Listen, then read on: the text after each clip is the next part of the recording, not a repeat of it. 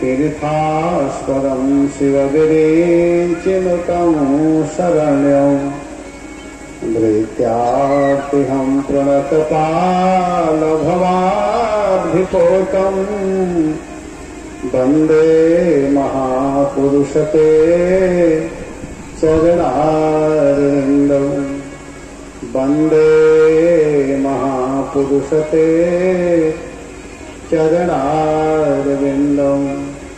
जय श्री कृष्ण चैतन्य प्रभु नित्यानंद श्री अद्वैत गदाधर श्रीवासादि गौर भक्तवृंद। हरे कृष्णा कृष्णा कृष्णा हरे हरे, हरे राम राम राम हरे हरे। ओम नमो भगवते वासुदेवाय। ओम नमो भगवते वासुदेवाय। ओम नमो भगवते वासुदेवाय। ओम नमो भगवते वासुदेवाय। ओम नमो भगवते वासुदेवाय। ओम नमो भगवते वासुदेवाय। हरे कृष्ण।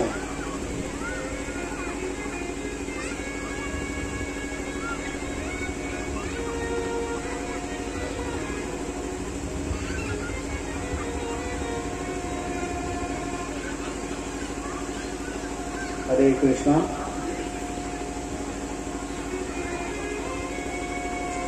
विगत 4 दिन से हम लोग श्रीमद् भागवत कथा सुनते हुए आ रहे हैं। आज भागवत सप्ताह महामहोत्सव का 5वां दिवस है। भगवान की कृपा से, आप सभी भक्तों की कृपा से यहाँ पर सुंदर आयोजन किया गया है। वास्तव में भगवान आप लोगों के ऊपर विशेष कृपा किए हैं, जो कि आप लोग इतने सुंदर व्यवस्थित ढंग से भागवत कथा का आयोजन किए हैं। आप लोगों के ऊपर भगवान श्याम सुंदर की विशेष कृपा है, क्योंकि इस भौतिक संसार में लोगों के सामने बहुत सी समस्याएं हैं, बहुत उलझन है। लेकिन ऐसे उलझनों में से अपने बहुमूल्य समय को निकाल करके भगवान के कार्य को कर रहे हैं। यही जीवन की वास्तविक सफलता, पुरुषार्थ है। भगवान इस धराधाम पर हम भक्तों को आनंद देने के लिए, हम भक्तों के ऊपर भगवान कृपा करने के लिए ही इस संसार में आए हैं। उनका और कोई दूसरा उद्देश्य नहीं है। जो अखिल ब्रह्मांड के नायक हैं, वो भगवान इस संसार में क्यों आए, यह जानना जरूरी है। तो भगवान जहाँ वैकुंठ धाम है, वहाँ किसी प्रकार की कोई कमी नहीं है, कोई समस्या नहीं है। लेकिन भगवान को आनंद देने के लिए, भगवान को सुखी करने के लिए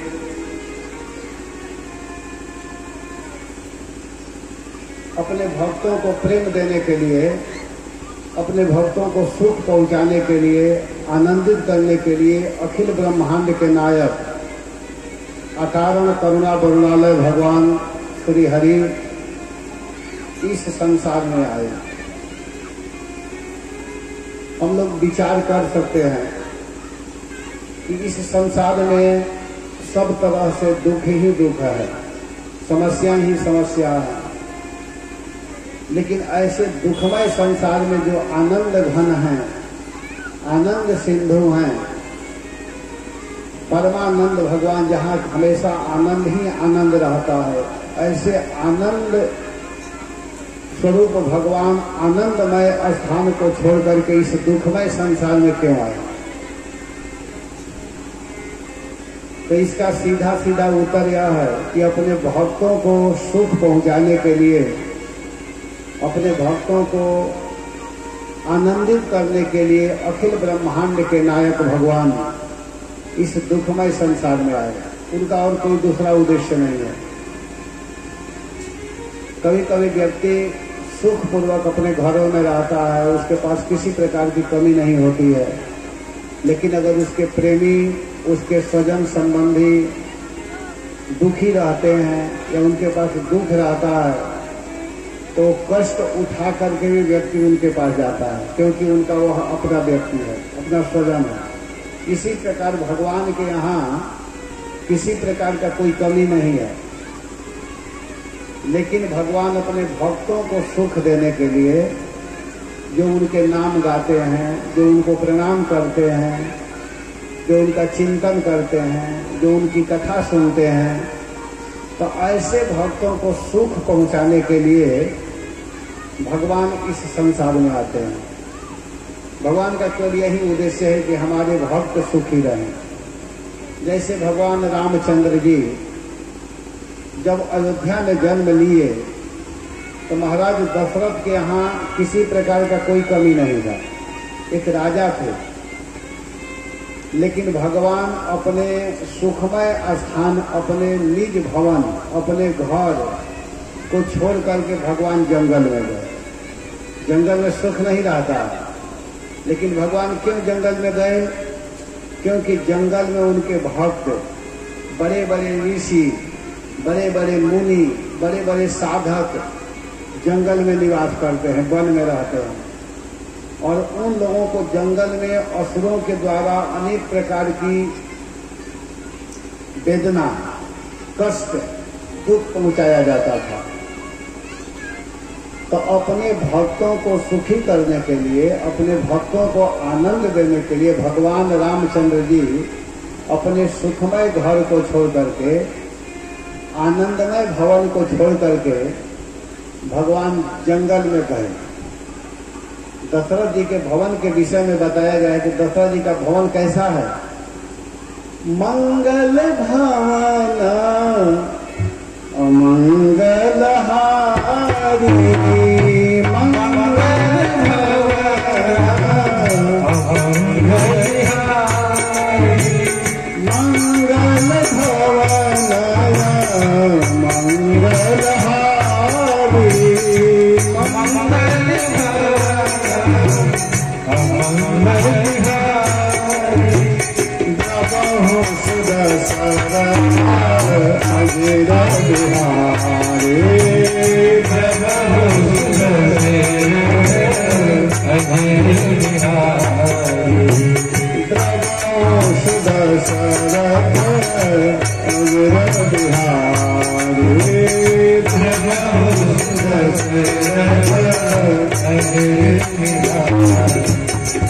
भगवान का जो घर है, भगवान का जो भवन है, वो मंगल का भवन है। मंगल माने आनंदमय, जहाँ किसी प्रकार की कोई कठिनाई नहीं। लेकिन ऐसे मंगल भवन को छोड़ करके भगवान जंगल में गए। जंगल में जाने का उद्देश्य ही था भगवान का अपने भक्तों को सुख पहुंचाना, अपने भक्तों को आनंद देना। तो आनंद देने के लिए, सुख पहुंचाने के लिए हमारे प्रभु, हमारे भगवान कहाँ गए? जंगल में। भगवान इस धरा धाम पर, भगवान इस संसार में केवल अपने भक्तों को सुख देने के लिए आए हैं, सुखी करने के लिए। तो वही अकारण करुणा वरुणालय भगवान श्री हरि, भगवान श्याम सुंदर, जानते हैं अब ब्रज में आ चुके हैं। भगवान का जन्म मथुरा में हुआ और जब भगवान मथुरा में जन्म लिए तो उस समय कंस का प्रभाव था। तो कंस से भयभीत तो होकर के वसुदेव जी अपने लाला अपने बेटा कन्हैया को मथुरा जेल से ले जा करके नंद भवन में रख दिए। नंद बाबा का उस समय उम्र 85 साल का था, 80, 5, 85। और नंद बाबा की जो पत्नी है जिनका नाम है यशोदा जी का उम्र 80 बरस का था। 5 साल छोटी थी मैया यशोदा नंद बाबा से। तो 80 साल के उम्र में यशोदा जी के गर्भ से बालक का जन्म हुआ। तो नंद बाबा तो प्रसन्न थे ही, जितने ब्रजवासी हैं ब्रज के सभी लोग खुश हैं। स्त्री, बच्चे, जवान, बूढ़े, सभी लोग, कोई ऐसा व्यक्ति नहीं था जो कि सुखी नहीं था। तो जब नंद जी के यहाँ बालक हुआ है तो गांव के सब स्त्रियां, सब वृद्ध, बच्चे, सब लोग कहते हैं कि चलते हैं हम लोग देखने के लिए लाला का जन्म हुआ है। तो इस पर एक भजन है, उसको मैं गाता हूं। ब्रज के लोग क्या कहते हैं कि चलो देखिया मैं नंद घर लाला हुआ, चल देखिया मैं नंद घर लाला। गाइए सभी लोग पीछे से गाइए। चली देखिया मैं नंद घर लाला हुआ, चलो देखिया मैं नंद घर लाला हुआ, चलो देखिया मैं नंद घर लाला हुआ, लाला हुआ नंद लाला हुआ, लाला हुआ नंद लाला हुआ, चल देखिया मैं नंद घर लाला हुआ, देखिया मैं नंद घर लाला हुआ, चल देखिया मैं नंद घर लाला हुआ, चलो देखिया मैं नंद घर लाला हुआ, यदुवंशियों के कुल का उजाला हुआ, यदुवंशियों के कुल का उजाला हुआ,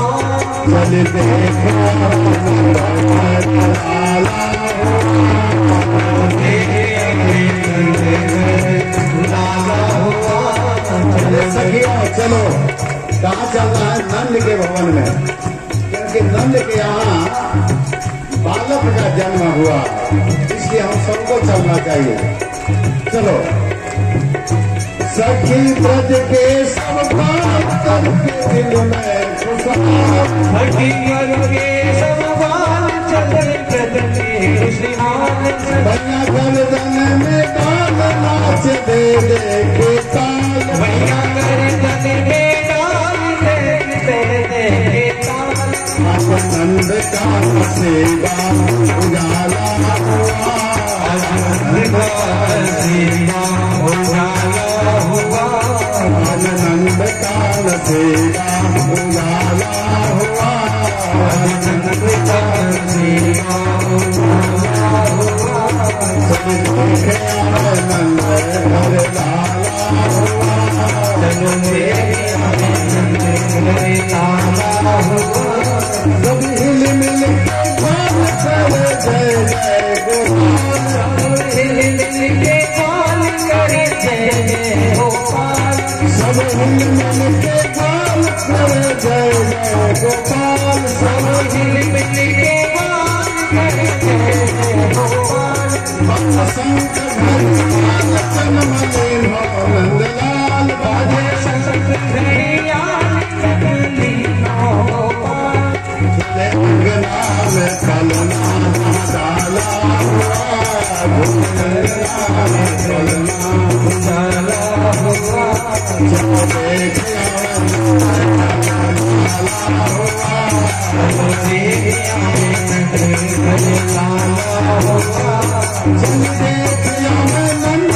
घर लाला हुआ, चलो देख आवे नंद घर लाला हुआ, जन देख आवे नंद घर लाला हुआ, चलो देख आवे नंद घर लाला हुआ, रघुवंशियों का उजाला हुआ, रघुवंशियों का उजाला हुआ, आज ब्रज के महाराज करने रखो का कार्य, आज ब्रज के महाराज करे आज ब्रज के महाराज करने भक्तों का कार्य, आज ब्रज के महाराज करे भक्तों का सारा समान करो दर्शन सरयाज, सारा सामान करो सुख नैनों को पहुँचाने वाला हुआ, सुख नैनों को पहुँचाने वाला हुआ, सुख नैनों को पहुँचाने वाला हुआ, सुख नैनों को पहुँचाने वाला हुआ, चलो लाला हुआ, चलो देखे हमें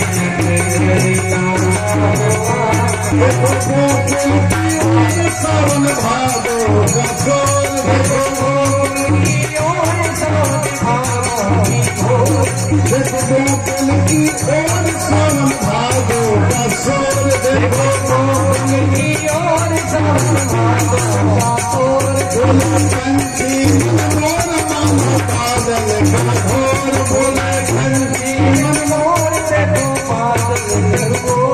बूंद आनंद को बरसाने वाला हुआ, बूंद आनंद को बरसाने वाला हुआ, बूंद आनंद को बरसाने वाला हुआ, बूंद आनंद को बरसाने वाला हुआ, चल देख चल लाला हुआ,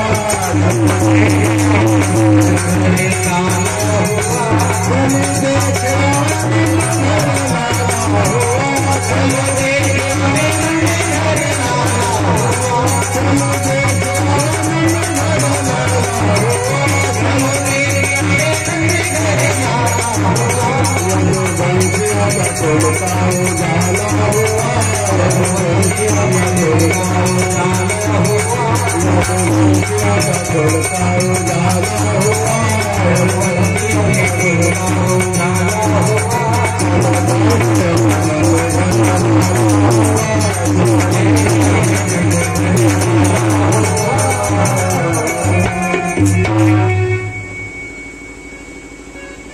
जब ब्रजवासियों को पता चला कि अखिल ब्रह्मांड के नायक भगवान ही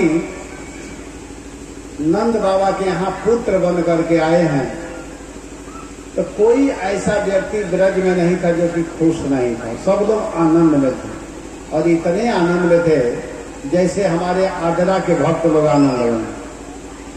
यहाँ के लोग बड़े आनंद में हैं, मैं देख रहा हूँ, क्योंकि कल भी बहुत चीज लेकर के आए थे भगवान के लिए और आज भी ला रहे हैं।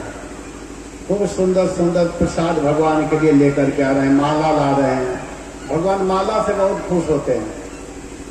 भगवान को तुलसी, माला, माखन, मिश्री ये सब बहुत अच्छा लगता है।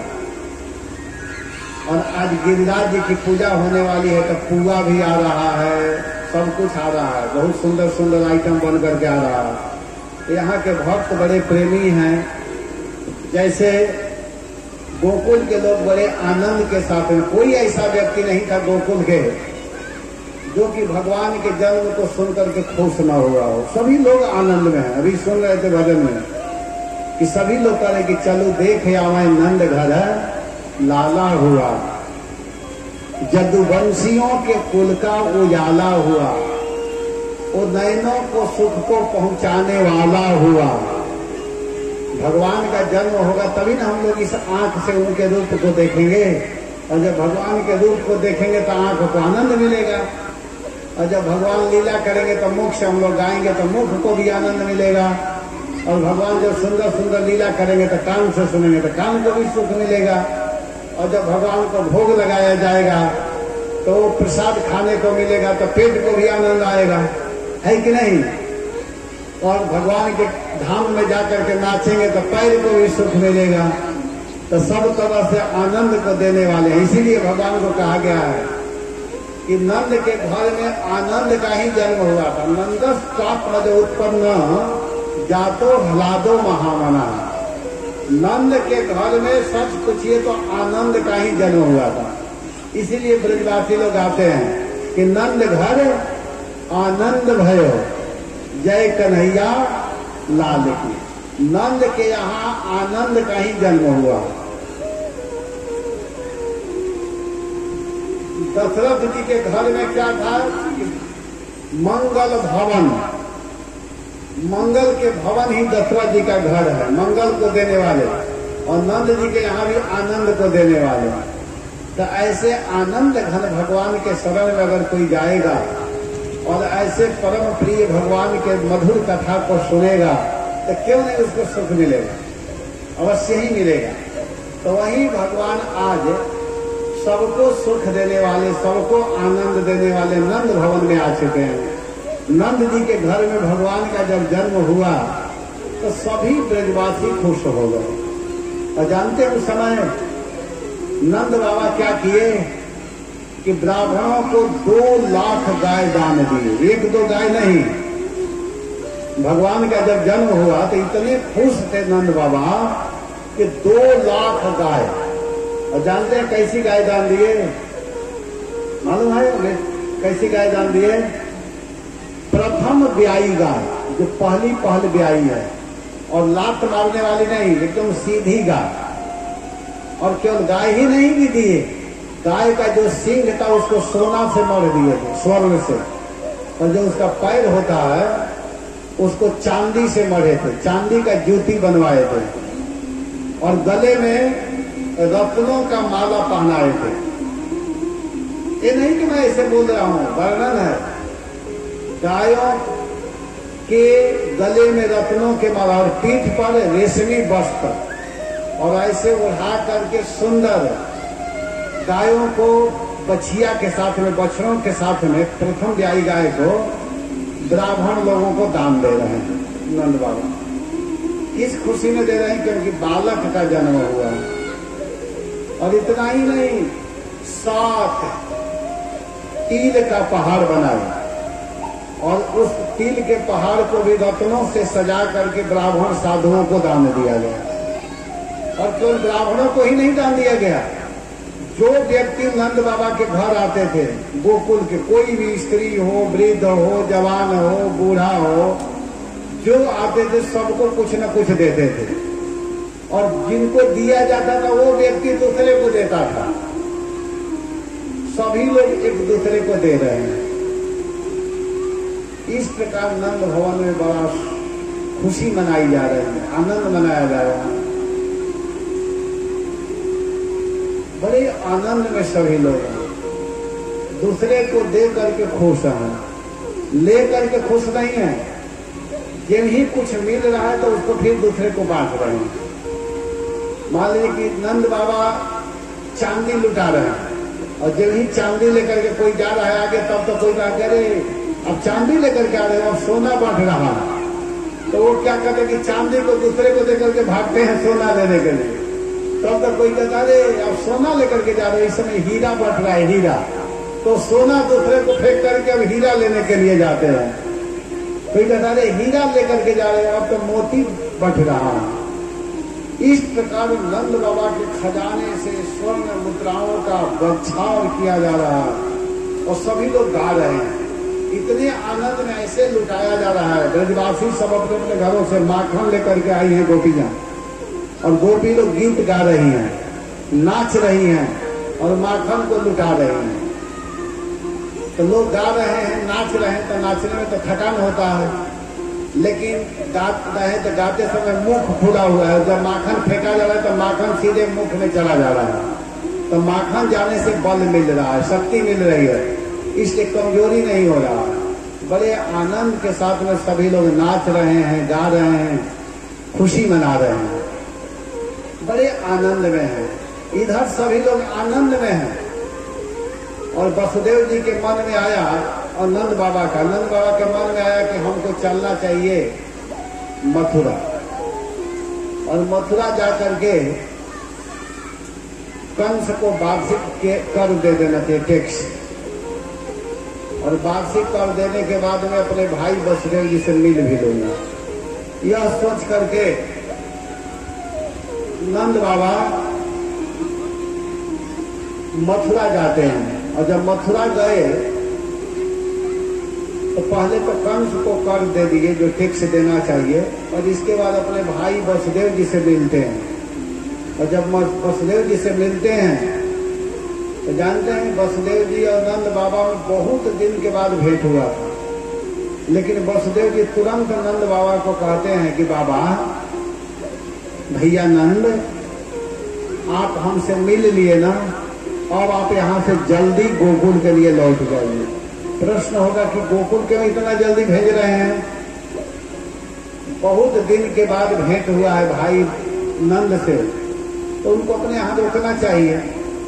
लेकिन वसुदेव जी कहते कि नहीं, आप जल्दी जाइए, क्योंकि ब्रज में उत्पात होने की संभावना है। वसुदेव जी को चिंता है, क्योंकि वसुदेव के ही दोनों लड़के नंद भवन में रह रहे थे। दोनों देवकी के बच्चे हैं, लेकिन एक बच्चा बाद में रोहिणी के गर्भ से जन्म लिया, और एक देवकी के गर्भ से जो जन्म लिया वही बालक नंद भवन में पल रहा है। तो वसुदेव जी को चिंता है। वसुदेव जी नंद बाबा से कहते हैं कि भैया, आपको जल्दी लौट जाना चाहिए, क्योंकि आप यहाँ रहेंगे ब्रज में उत्पात होने की संभावना। इतना सुनते ही नंद बाबा ने विचार किया कि मैं जाकर के क्या करूंगा, मैं तो कुछ कर नहीं पाऊंगा। घर में उत्पात होने वाला है, उपद्रव होने वाला है, तो मैं क्या कर पाऊंगा। इसलिए वो क्या किए कि सीधे भगवान के शरण में गए। देखिए, आप लोगों को यहाँ शिक्षा ग्रहण करनी है कि अगर घर में कोई उपद्रव, कोई उत्पात, कोई संकट, कोई समस्याएं, कोई बीमारी आ रही है, तो उस समय भगवान के शरण में जाना चाहिए। गोविंद के शरण में जाने से, भगवान के शरण में अगर कोई व्यक्ति जाता है तो भगवान उन दुखों को हरण कर लेते हैं, छीन लेते हैं, समाप्त कर देते हैं। भगवान इतने बड़े कृपालु, भगवान इतने बड़े दयालु हैं कि भगवान सारे समस्याओं का निराकरण कर देते हैं, संकट को दूर कर देते हैं। तो नंद बाबा सीधे घर न जाकर के नंद पथि बचा सौरे न मृषेति विचिंतयन हरि जगाम शरणम उत्पातागम संकित। उत्पात के शंका से वे क्या किए कि भगवान के शरण में जा रहे हैं कि हे प्रभु, जो भी संकट आएगा आप देख लीजिएगा, आप दूर कर लीजिएगा, क्योंकि भगवान ही संकट को दूर करने वाले हैं। भगवान से बड़ा कोई संकट को दूर करने वाला नहीं है कोई भी व्यक्ति। अगर संकट को दूर करने वाले हैं तो वो है भगवान। ऐसे भगवान के शरण में हम लोगों को जाना चाहिए। कोई भी बीमारी आवे तो भगवान के शरण में जाइए। अरे ब्रज के नंदलाला राधा जो के सांवरिया सब दुख दूर हुए जब भगवान सारे दुखों को दूर कर देते हैं। मीरा जी के ऊपर बहुत बड़ा बड़ा संकट आया, बहुत बड़ा बड़ा कष्ट आया, लेकिन मीरा जी के दुख को भगवान ने दूर किया। क्यों? क्योंकि मीरा जी ने भगवान का स्मरण की, भगवान का कीर्तन की, भगवान को अपना मानी। प्रहलाद महाराज के ऊपर कितना बड़ा कष्ट आया, लेकिन प्रहलाद महाराज भगवान के भक्ति को नहीं छोड़े, तो भगवान भी अपने भक्त के रक्षा के पीछे नहीं हटे, रक्षा करते रहे। इसीलिए नंद बाबा क्या किए कि सुने कि ब्रज में उत्पात होने वाला है, तो नंद बाबा सीधे भगवान के शरण में चले गए। और उधर क्या हुआ कि मथुरा में बहुत बड़ा मीटिंग हुई। कंस क्या किया था कि जब पता चला कि देवकी का 8वां संतान हुआ है तो मारने के लिए आया। उस समय लड़का नहीं लड़की थी। उस लड़की को जब मार रहा था तो उस समय देवकी जी प्रार्थना कर रही थी कि भैया आप छोड़ दो, आपने हमारे बहुत बच्चों का वध कर दिए हो, यह अंतिम बेटी है, इसका वध मत करो। लेकिन वह दुष्ट था, वो बात समझा नहीं और जब ही उस कन्या को मारने का प्रयास किया उस समय देवकी जी बार बार प्रयास कर रही है,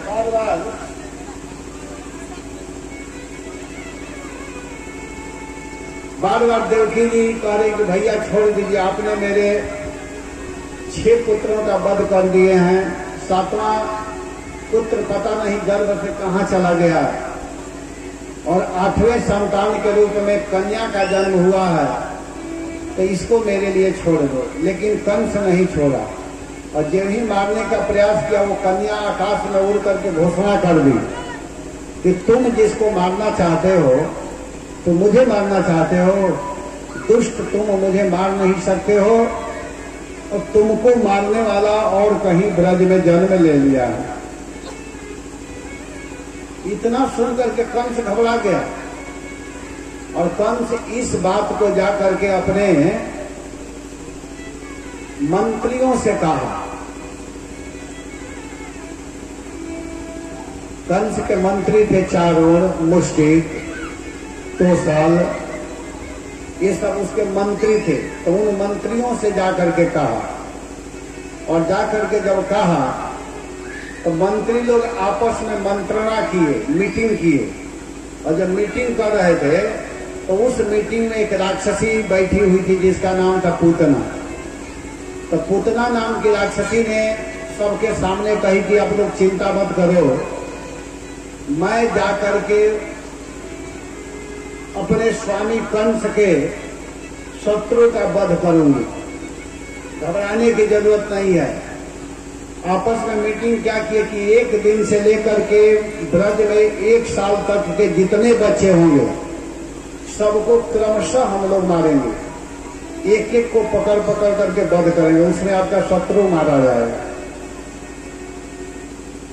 ऐसे कहने पर कंस और जितने बदमाश लोग थे सब प्रसन्न हो गए, खुश हो गए। और वो राक्षसी क्या की कि अपने वेश को बदल करके सुंदर लक्ष्मी का रूप धारण करके वो मथुरा से गोकुल गई। उस समय भगवान 6 दिन के थे। उस समय छठी महोत्सव मनाया जा रहा था। जो भी ब्रज में आ रहे थे, मैया यशोदा, मैया रोहिणी, नंद भवन में जो कोई आता था उसके स्वागत में वे लोग लगे हुए थे। सबको खिलाना पिलाना, बैठाना, पानी पिलाना, विश्राम कराना। उसी समय पुतना लक्ष्मी जैसा रूप बदल करके आई और जब पुतना वहां गई तो उस समय भगवान पालने में सोए हुए थे। उनके पास गई, भगवान दूर से ही देख लिए तो राक्षसी आ रही है। तो उसको देख करके भगवान अपने नेत्र को बंद कर दिया, आंख बंद कर लिए भगवान। आप लोगों के मन में प्रश्न होना चाहिए, नहीं हो रहा है तो मैं ही कर देता हूं। प्रश्न होना चाहिए क्या कि भगवान उसको देख करके अपने आंख को क्यों बंद किए? क्या भगवान डर गए थे क्या उसको देख करके? तो आचार्य लोग कहते कि नहीं, भगवान डरे नहीं थे। भगवान यह विचार किए कि अगर मैं अपना आंख खुला रखूंगा तो पुतना अविद्या की मूर्ति है और मैं ज्ञान घन हूं, ज्ञान के सामने अविद्या टिक नहीं सकती है। तो कार्य होने से पहले ही यह जल करके भस्म हो जाएगी, तो आगे का लीला कैसे होगा? और दूसरा भाव है कि भगवान इसलिए आंख बंद किए कि भगवान सोचने लगे कि अरे यार, मेरा जन्म तो माखन खाने के लिए हुआ है और यह राक्षसी अपने स्तन में विष लगा करके आई है, कालकूट विष। तो मैं विष थोड़े पीने के लिए आया हूँ, मैं तो माखन खाने के लिए आया हूँ, लेकिन ये मेरे सामने आ रही है तो मैं क्यों न भगवान शंकर जी को ध्यान कर लूँ, आंख बंद करूँ, क्योंकि शंकर जी का अभ्यास है विष पीने का। इसीलिए भगवान उस समय अपने नेत्र को बंद कर लिए पूतना को दे करके, और वो पूतना गई और जा करके सोए हुए बच्चों को उठा करके अपने गोद में ले ली, और गोद में लेकर के कंचुकी से अपने स्तन को निकाली और निकाल करके कृष्ण के मुख में डाल दी। 6 दिन के कृष्ण के मुख में अपना स्तन डाल देती है पीने के लिए। और जब स्तन दी तो भगवान श्याम सुंदर छोटे से बच्चे कन्हैया उस पुतना के दोनों स्तनों को अपने दोनों हाथों से पकड़ लिए और पकड़ करके उसके स्तन को पी रहे थे। तो उसके स्तन में जो विष था उसको नहीं पी रहे थे, उसके प्राण को पीने लगे। और जब किसी व्यक्ति का प्राण निकलता है तो वो बहुत कष्ट पाता है, बहुत दुख होता है। जब भगवान उसके प्राण को पीने लगे तो पुतना घबरा गए, क्योंकि मर्म जगह से उसका प्राण जब निकल रहा था तो घबरा करके कहती है कि सामंच मुंचालमिति प्रभासिणी निष्पीड्यमानाखिल जीव वर्मणि। वो पुतना कहते हैं कि छोड़ दो, छोड़ दो, अब मैं ऐसा गलती नहीं करूंगी, छोड़ दो बेटा, तुम मेरे जो स्तन पी रहे हो स्तन पीना बंद करो, मुझे छोड़ दो। लेकिन भगवान कहते हैं कि मौसी जी, जीवन में मैं यही नहीं सीखा हूं। क्या नहीं सीखा हूं? यह नहीं सीखा हूं अगर कोई व्यक्ति मेरे शरण में किसी भी तरह से आ जाता है, जान में अनजान में, जेन केन प्रकार किसी भी तरह से अगर कोई व्यक्ति मेरे शरण में आ जाता है तो मैं शरण में आए हुए व्यक्ति का त्याग नहीं करता हूं। यही भगवान की भगवता है। देखिए आप लोग ध्यान देना, आप लोग जो भी इस भागवत सप्ताह में आए हुए हैं, जैसे भी, ऐसे तो जो भी आए हैं उसके हृदय में प्रेम है तभी आए हैं। अपने काम को छोड़ करके गर्मी के दिन में बच्चों के साथ में सब लोग, यही बगल में तो घर है नहीं, किसी का 2 किलोमीटर होगा, किसी का 1 किलोमीटर होगा, कोई 3 किलोमीटर से चल करके गर्मी के दिन में यहाँ आए हैं तो भगवान को प्रेम है तभी आए हैं। लेकिन कहा गया कि अगर प्रेम नहीं भी है और अगर कोई पहुंच गया भगवान के पास, जेन केन प्रकार न किसी भी तरह से भगवान के पास पहुंच गया तो भगवान उसका हित करते हैं। यह भगवान की यही तो महिमा है। गोस्वामी जी ने कहा है रामचरितमानस में, क्या कहा है? अरे राम सिया राम जय जय राम, राम सिया राम जय जय राम, राम सिया राम जय जय राम, राम सिया राम जय जय राम। तीन प्रभु चिते चूक किएगी, तरत सुरत सहबार होएगी। सिया राम जय जय राम, राम सिया राम जय जय राम। तीन प्रभु चिते चूक किएगी, तरत सुरत सहबार होएगी। राम सिया राम जय जय राम, राम सिया राम जय जय राम।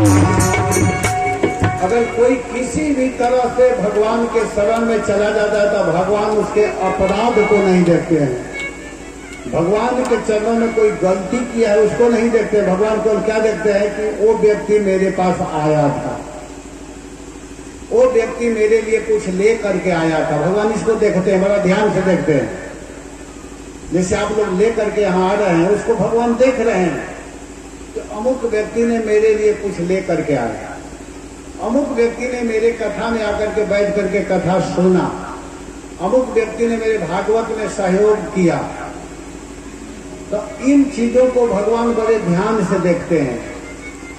और इसके बाद में क्या होता है कि भगवान की यही तो विशेषता है कि भगवान एक एक चीज को हजारों गुना करके लौटा देते हैं।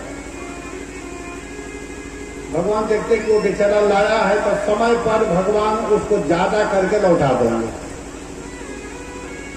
भगवान अपने पास रखेंगे नहीं। जैसे भगवान सूर्य गर्मी के दिनों में पृथ्वी से जल को सोखते हैं, जल को लेते हैं, इस जमीन से जल को खींचते हैं और बरसात के दिनों में सारे जल को नीचे गिरा देते हैं, दे देते हैं। जितना जल लेते हैं उससे ज्यादा करके फिर देते हैं हम लोगों के लिए। इसी प्रकार भगवान को दिया हुआ कोई भी चीज समझिए कि हजारों गुना ज्यादा होकर के आपके पास फिर लौट करके आता है। भगवान समय से सब कुछ देते हैं, लौटाते हैं। तो भगवान श्री कृष्ण ने देखा कि अब उतना कुछ भी हो, जेन केन प्रकारेण, आखिर मेरे को अपना स्तन दे रही है पीने के लिए। भगवान ने ये देखा। भगवान यह नहीं देखे कि वो अपने स्तन में विष लगा करके आई है। भगवान की दृष्टि वहां नहीं पहुंची। भगवान की दृष्टि को इस पर पहुंची कि उसने अपने स्तन को मेरे मुख में डाला। स्तन कौन पिलाती है आप लोग बताइए? माँ। माँ ही अपने पुत्र को स्तन देती है पीने के लिए। तो भगवान देखे कि जैसे माँ अपने स्तन को देती है पीने के लिए, पुतना ने अपना स्तन मुझको पीने के लिए दी, तो मैं इसको कैसे छोड़ दूं? भगवान विचार करने लगे कि अब इसको माँ का स्थान देना है, माँ की गति देनी है। भगवान कहे कि मौसी जी, अब मैं आपको ऐसे छोड़ने वाला नहीं हूं, अब तो अपने धाम छोड़ करके ही रहूंगा। और पुतना खूब छटपटा रहे, छोड़ दो छोड़ दो छोड़ दे, छोड़ दे बेटा छोड़ दे। लेकिन भगवान काहे को छोड़ने वाले। और पुतना जो सुंदर लक्ष्मी के रूप धारण करके आई थी, वो असली रूप में हो गई। उसका असली रूप क्या है? राक्षसी का। और पुतना जमीन पर थी, वो सीधे आकाश में उड़ना चालू कर दी। जब आकाश में उड़ने लगी तो भगवान कृष्ण छोटे हैं, 6 दिन के हैं। भगवान कह करिए तो बड़ा सुंदर जहाज मिल गया मुझको। मैं देखा हूं कि लोग पैसा लगा लगा करके जहाज में उड़ते हैं, मुझको तो बिना पैसा का जहाज मिल गया। और भगवान इस पुतना के दोनों स्तन को पकड़े हुए हैं। छोटे बच्चे हैं, लेकिन पुतना अपने इच्छा से नहीं जा रही है, कृष्ण अपने इच्छा से उसको घुमा रहे हैं। ब्रजमंडल में परिक्रमा करने लगे जहाज से, खूब आकाश में उड़ रहे, बड़ा उनको अच्छा लग रहा है, आनंद आ रहा है। और इस प्रकार घुमाते घुमाते उसका तो प्राण निकल रहा है, छटपटा रही है, पसीना पसीना उसका मुख हो चुका है।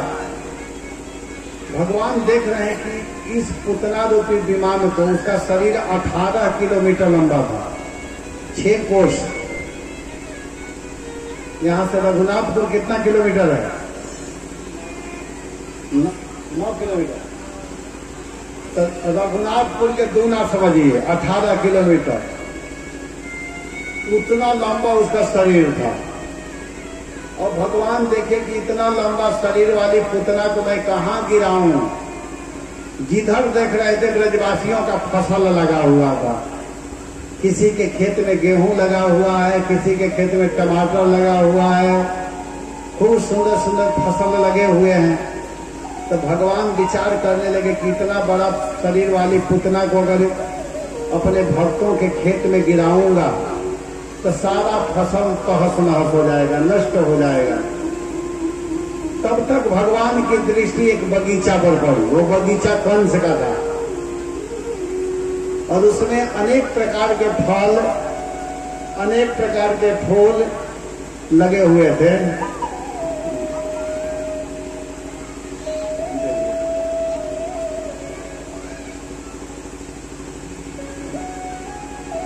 अनेक प्रकार के फल, अनेक प्रकार के फूल लगे हुए थे।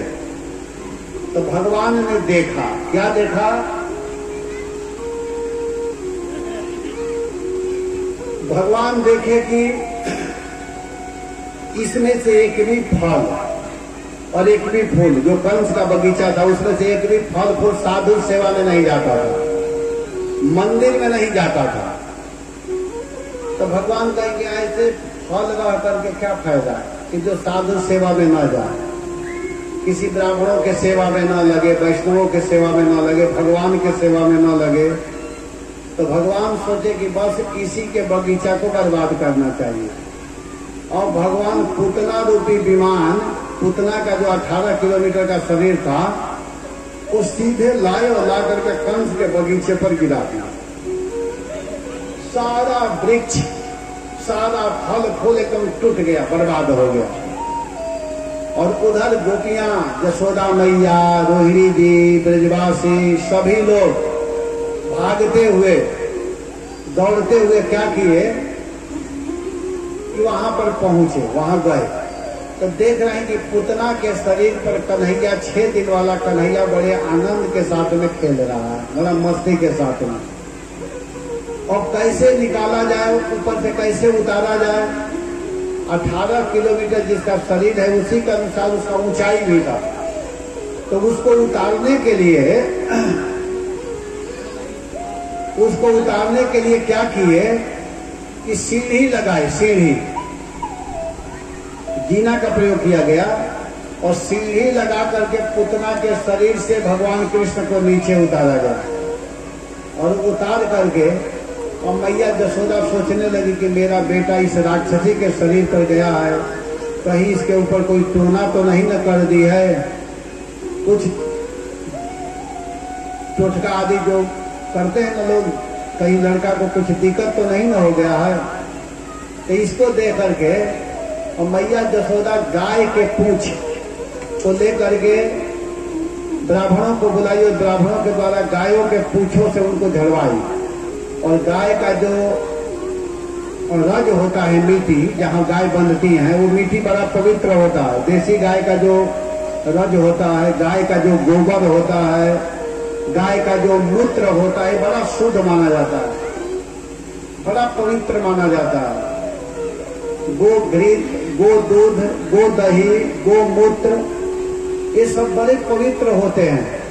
अगर कोई व्यक्ति गाय का मूत्र, गाय का गोबर एक में मिला करके और अपने शरीर में लगा करके स्नान करे तो उसके शरीर में फोड़े फुंसी नहीं होंगे। अगर कोई व्यक्ति नियम बना करके गोमूत्र का सेवन करे तो उसके पेट में कोई बीमारी नहीं होगी, इतना शुद्ध होता है। अगर कोई नियम बना करके गाय का घी, देसी गाय का घी रोज 1 चम्मच खाए तो उसको हार्ट अटैक कभी जीवन में नहीं करेगा। लेकिन देसी गाय का घी होना चाहिए, ये सब ध्यान देना चाहिए। कोई गंगा जल, तुलसी पत्र रोज पान करे तो अनेक प्रकार की बीमारियों को दूर करने वाला ये सब चीज है। लेकिन इसको लोग करेंगे नहीं, कोल्ड ड्रिंक जरूर पिएंगे, है कि नहीं? कोल्ड ड्रिंक पी करके पेट को खराब कर लेंगे, लेकिन गोमूत्र का सेवन नहीं करेंगे। अगर आप लोग को परीक्षा लेना है तो आप लोग ले सकते हैं कि जो गाय का मूत्र है, 1 ढक्कन गाय के मूत्र, आप जो उसको बीटाडीन क्या बोलते हैं, जो कटने के बाद में लगाते हैं, जो लाल रंग का होता है, उसको आप सफेद कपड़ा में लगाइए, वो काला हो जाएगा। लेकिन गोमूत्र में उसको डालिए तो सारा वो फट करके सफेद हो जाएगा, फिर सफेद का सफेद हो जाएगा। अगर सुबह सुबह गोमूत्र को व्यक्ति उठते ही बिना पानी पिए 2 ढक्कन गोमूत्र लेकर के अपने मुख में डाल करके और इस प्रकार ऐसे करके और उसको सीधा पी ले, भीतर डाल दे, तो उसका शरीर का जो विकार है दिन भर का वो सारा समाप्त हो जाता है। लेकिन इस सब का कोई सेवा नहीं करेगा क्योंकि पीने में अच्छा नहीं लगता है ना। लेकिन इसका सेवन करना चाहिए, पीना चाहिए, गायों का पालन करना चाहिए, अपने घरों में गाय रखना चाहिए। अगर गाय नहीं रख सकते हैं तो कम से कम 1 गाय के लिए रोज भोजन की व्यवस्था करनी चाहिए। जहां गाय है वहां देना चाहिए, गौशाला में देना चाहिए। और ऐसे पैसा नहीं दे देना चाहिए किसी भी व्यक्ति को। कोई कहे कि गाय मैं रखा हूं आप पैसा दे दो, तो नहीं देना चाहिए। आजकल बहुत गलत प्रचार होता है कि गौशाला चल रहा है, ये चल रहा है, वो चल रहा है। जा करके देखना चाहिए कि वास्तव में वहां गौशाला है कि नहीं। आजकल ऐसे बड़ा ठगी किया जाता है। जितने लोग हैं सब कहते हैं कि गौशाला चलाते हैं, लेकिन गौशाला सबका नहीं चलता है। वास्तव में जाकर के देखना चाहिए, जहां गायों की सेवा होती है वहां जाकर के अपने हाथों से देना चाहिए। सबसे तो अच्छा है कि अपने घर में गाय का पालन कीजिए, लेकिन अगर किसी कारणवश नहीं कर पा रहे हैं तो जो गाय का सेवा करता है वो कोई भी व्यक्ति क्यों न हो, अगर इस आद्रा में भी कोई गाय का सेवा करता हो, वो भले गृहस्थ क्यों न हो, भले उस गाय का दूध अपने बच्चों को पिलाता हो, लेकिन अगर उस गाय को कोई पैसा देता है तो उसको पुण्य मिलेगा।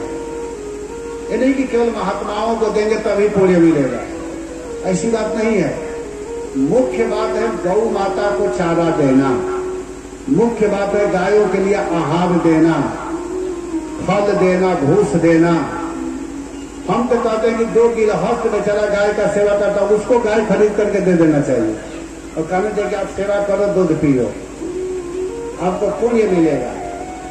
लेकिन देसी गाय, जर्सी गाय नहीं, जर्सी को तो गाय कहते ही नहीं है, वो गाय है ही नहीं। अगर कोई व्यक्ति देसी गाय का सेवा करे, केवल गाय का सेवा करे, तो समझो कि भगवान कृष्ण का सेवा कर रहे हैं। गौ माँ की सेवा करना मतलब कृष्ण की सेवा। भगवान कृष्ण का जन्म ही हुआ है और भगवान राम का कहा गया है कि विप्रधेनु सुर संतहिता लीन मनुजय अवतार निज इच्छा निर्मित तनो माया गुण गोपाल। और भगवान को कहा गया कि नमो ब्रह्मण्य देवाय गो ब्राह्मण हिताय च जगत हिताय कृष्णाय गोविंदाय नमो नमः। भगवान ब्राह्मणों के भक्त हैं, भगवान गायों के भक्त हैं। तो ऐसे अखिल ब्रह्मांड के नायक भगवान श्री कृष्ण का मैया क्या करती है कि गोमूत्र के द्वारा, गो रज के द्वारा, गोबर के द्वारा खूब सुंदर ढंग से स्नान करा करके और भगवान को तिलक किया जा रहा है। भगवान के माथे पर सुंदर कीर्तन नाम के द्वारा तिलक किया जा रहा है। भगवान के माथे पर तिलक करते हुए कहा जा रहा है कि ओम केशवाय नमः। भगवान केशव इस बच्चे के माथे की रक्षा करे। देखिए, भगवान की रक्षा भगवान का नाम कर रहा है। गोस्वामी जी ने कहा है कि कहाँ कहो लगी नाम बड़ाई, कहाँ कहाँ लगी नाम बड़ाई, नाम सकई नाम गुण गाए, राम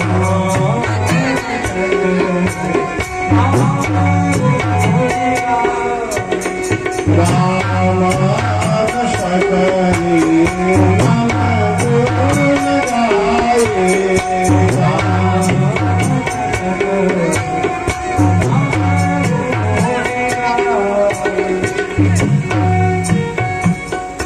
नाम की महिमा कहाँ तक आ जाए।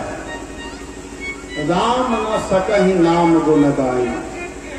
राम भी नाम की महिमा को नहीं गा सकते हैं, नहीं कर सकते। इतना महत्वपूर्ण भगवान का नाम है, इतना महत्वपूर्ण भगवान के नाम कीर्तन की महिमा बताई गई। और विशेष करके इस कलयुग के लिए तो सबसे बढ़ करके भगवान का नाम ही है। इस कलयुग में 4 युग होता है, सतयुग, त्रेता, द्वापर, कलयुग। इन चारों युग में अगर आसानी से भगवान को प्राप्त करने का कोई सुंदर युग है तो वो है कलयुग।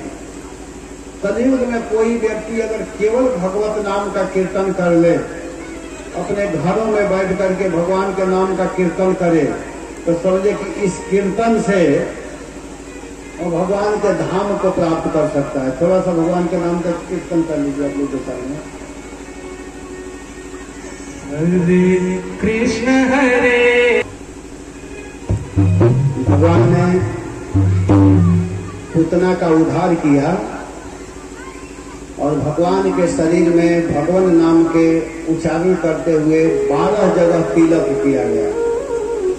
इसीलिए वैष्णव लोग 12 जगह तिलक करते हैं। जैसे हम लोग जो तिलक करते हैं, यहाँ करते हैं, यहाँ पर करते हैं, यहाँ करते हैं, यहाँ करते हैं, इधर करते हैं, यहाँ यहाँ यहाँ पर, यहाँ यहाँ, पीछे 2 जगह, तो 12 जगह तिलक दिया जाता है, 12।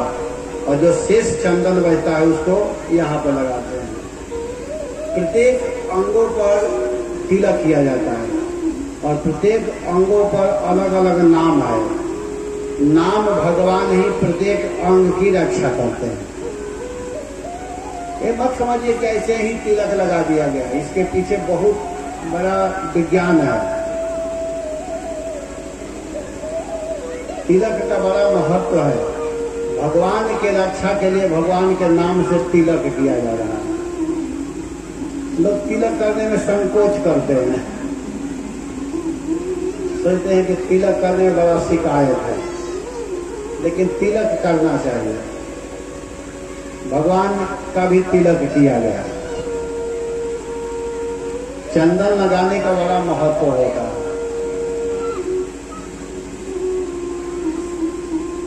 महाराज परीक्षित सुखदेव गोस्वामी से प्रश्न करते हुए कहते हैं कि हे भगवान, हे गुरुदेव, पूतना राक्षसी थी, कृष्ण को मारने के लिए आई थी, लेकिन उसको भगवान का स्थान कैसे मिल गया, तो भगवत धाम कैसे चली गई। तो सुखदेव जी कहते हैं कि देखो, राक्षसी जरूर थी, लेकिन जानते हो पूतना ने कृष्ण को अपने स्तन का पान कराई, अपने हाथों से उनके अंग को स्पर्श की। श्री कृष्ण के शरीर पूतना के शरीर के ऊपर स्पर्शित हुआ, तो इसके कारण पूतना राक्षसी जरूर थी, लेकिन उसका सारा अंग शुद्ध हो चुका था और वह पूतना धात्री माँ के गति को प्राप्त कर ली, भगवान के धाम में चली गई। तो यहाँ पर सुखदेव जी कहते हैं कि अगर कोई श्रद्धा के साथ में, कोई प्रेम के साथ में अगर भगवान के नाम का जप करेगा, भगवान के नाम का कीर्तन करेगा, तो क्या वह व्यक्ति भगवान को प्राप्त नहीं कर सकता है। किम पुनः श्रद्धया भक्त्या गोविंद परमात्मने।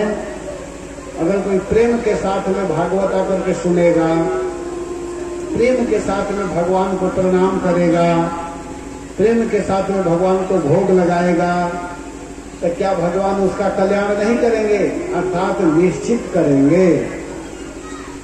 तो इस तरह भगवान श्री कृष्ण ने 6 दिन के अवस्था में पूतना जैसे राक्षसी का उद्धार कर दिया।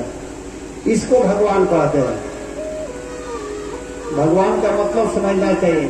भगवान श्री कृष्ण 6 दिन के उम्र में पूतना जैसे राक्षसी का उद्धार कर दिया, जिस राक्षसी ने कृष्ण को मारने के लिए आई थी, लेकिन भगवान जान रहे हैं कि मुझको मारना चाहती है, फिर भी भगवान उसको मां की गति दी।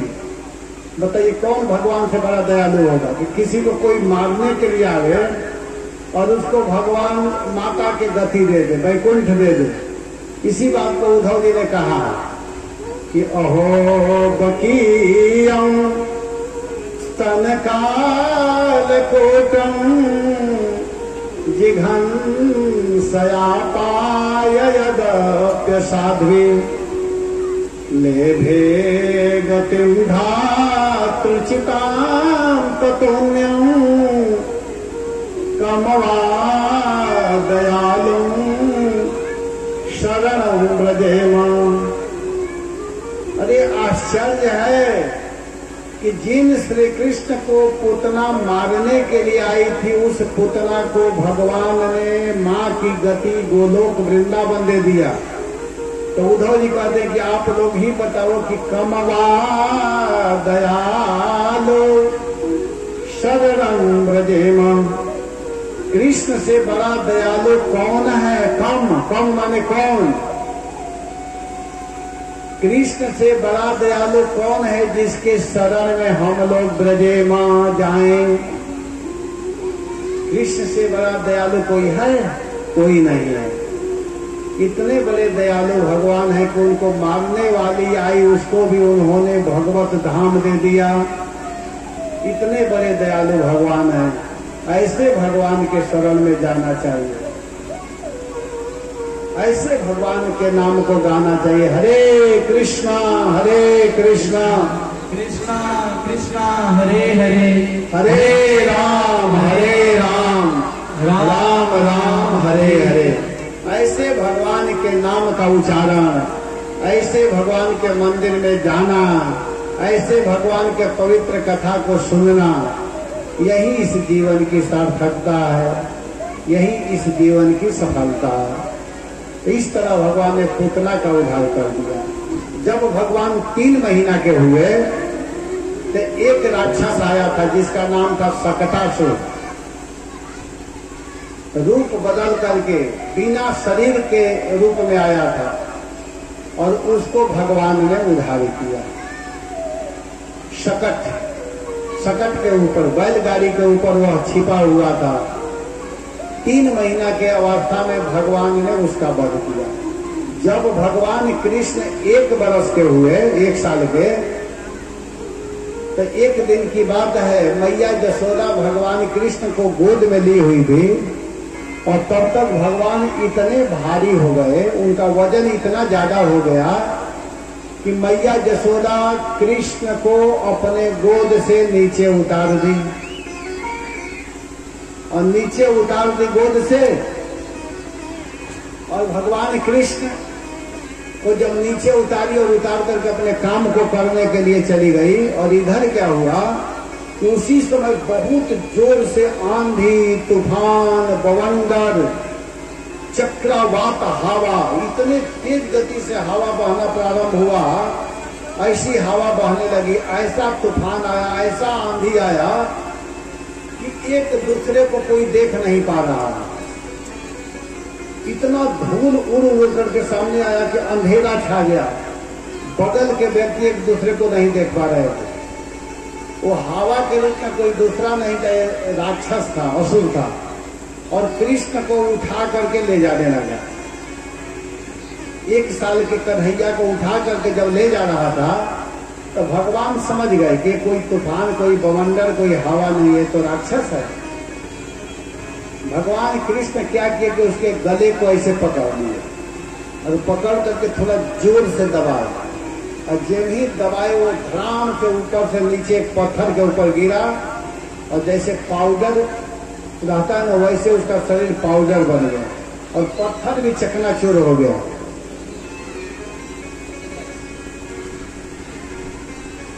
जिसका नाम था तृणावर्त, और तृणावर्त नामक असुर था, उसका उद्धार भगवान कर दिए। एक दिन की बात है, मैया यशोदा भगवान कृष्ण को गोद में बैठा करके दूध पिला रही थी, और दूध जब पिला रही थी उसी समय भगवान बैठे बैठे मैया के गोद में ही सो गए। और जब भगवान सोए तो कभी कभी बच्चों को आप लोग देखे होंगे कि माँ के स्तन पीते पीते उनका पेट भर जाता है, उनको नींद आ जाती है और मुख खुल जाता है। ऐसे ही भगवान कृष्ण का मुख खुल गया, और जब मुख खुला तो मैया क्या देखती है कि उनके मुख में खम रोधसी ज्योतिरनी कमासा, उनके मुख में आकाश दिखाई दे रहा है, चंद्रमा दिखाई दे रहे हैं, सूर्य दिखाई दे रहे हैं, चंद्रदेव दिखाई दे रहे हैं, पहाड़ दिखाई दे रहा है, नदियां दिखाई दे रही हैं। वृक्ष दिखाई दे रहे हैं, मैया देख रही कि ब्रजमंडल दिखाई दे रहा है, उसमें समस्त ब्रजवासी दिखाई दे रहे हैं। तब तक देखते हैं कि जसोदा भी उन्हीं के भीतर दिखाई दे रही है।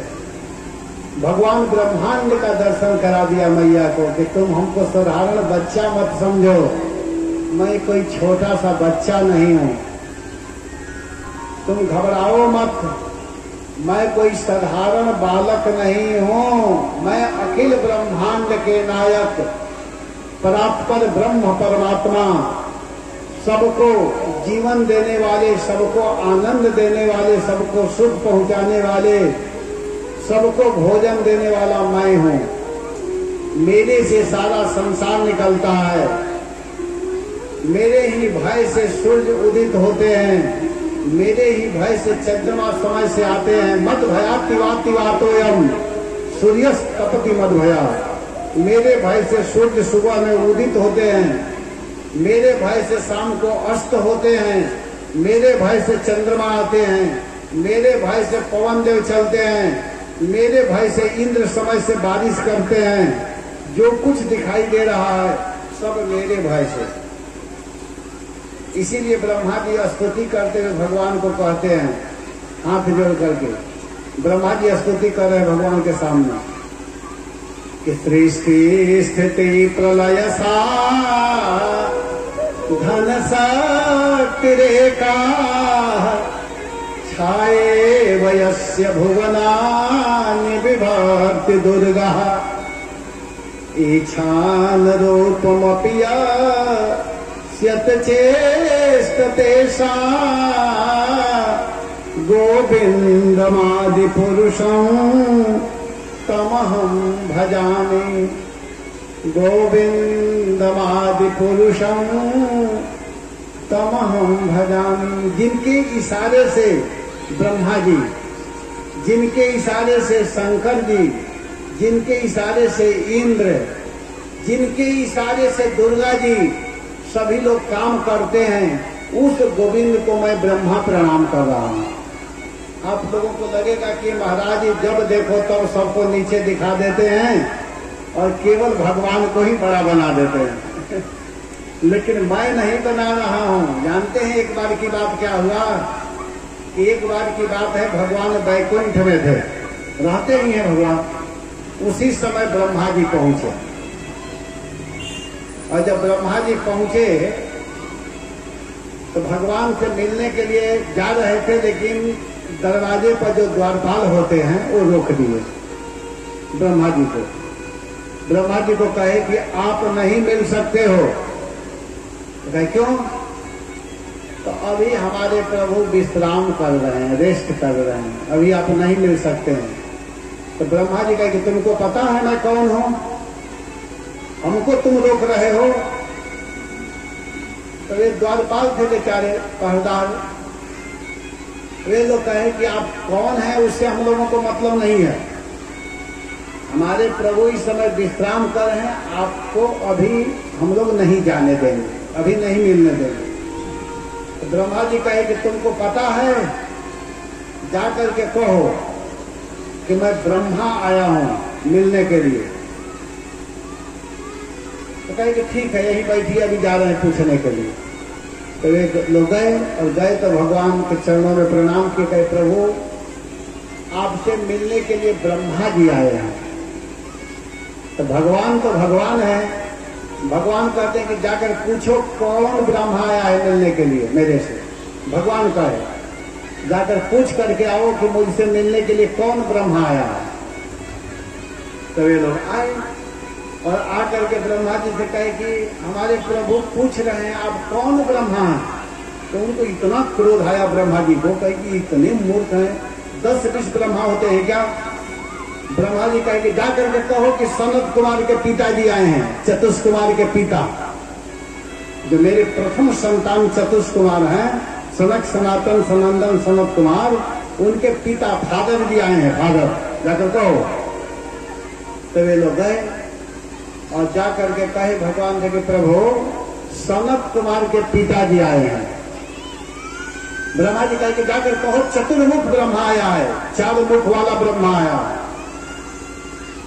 तो ये लोग जाकर कहे कि सनत कुमार के पिता जिनके 4 मुख है वो ब्रह्मा आए हैं। तो भगवान कहे कि ठीक है भेज दो। तो ब्रह्मा जी गए और जा करके अभी प्रणाम किए भगवान को, और प्रणाम करके बैठे तब तक 8 मुख वाले ब्रह्मा आ गए। 8 मुख वाले ब्रह्मा भी प्रणाम करके बैठ ही रहे तब तक 16 मुख वाले ब्रह्मा आ गए, और 16 मुख वाले ब्रह्मा जी प्रणाम करके बैठे तब तक 32 मुख वाले ब्रह्मा आ गए। 64 मुख वाले ब्रह्मा, तब तक शंकर जी का नंबर लग गया। 1 मुख वाले 5 मुख वाले शंकरों का भीड़ लग गया। और जब ऐसे आ गए तो भगवान क्या पूछते हैं सबसे, और जितने ब्रह्मा बैठे थे उनके सामने 4 मुख वाले ब्रह्मा खरगोश जैसा छोटा दिखाई दे रहा है।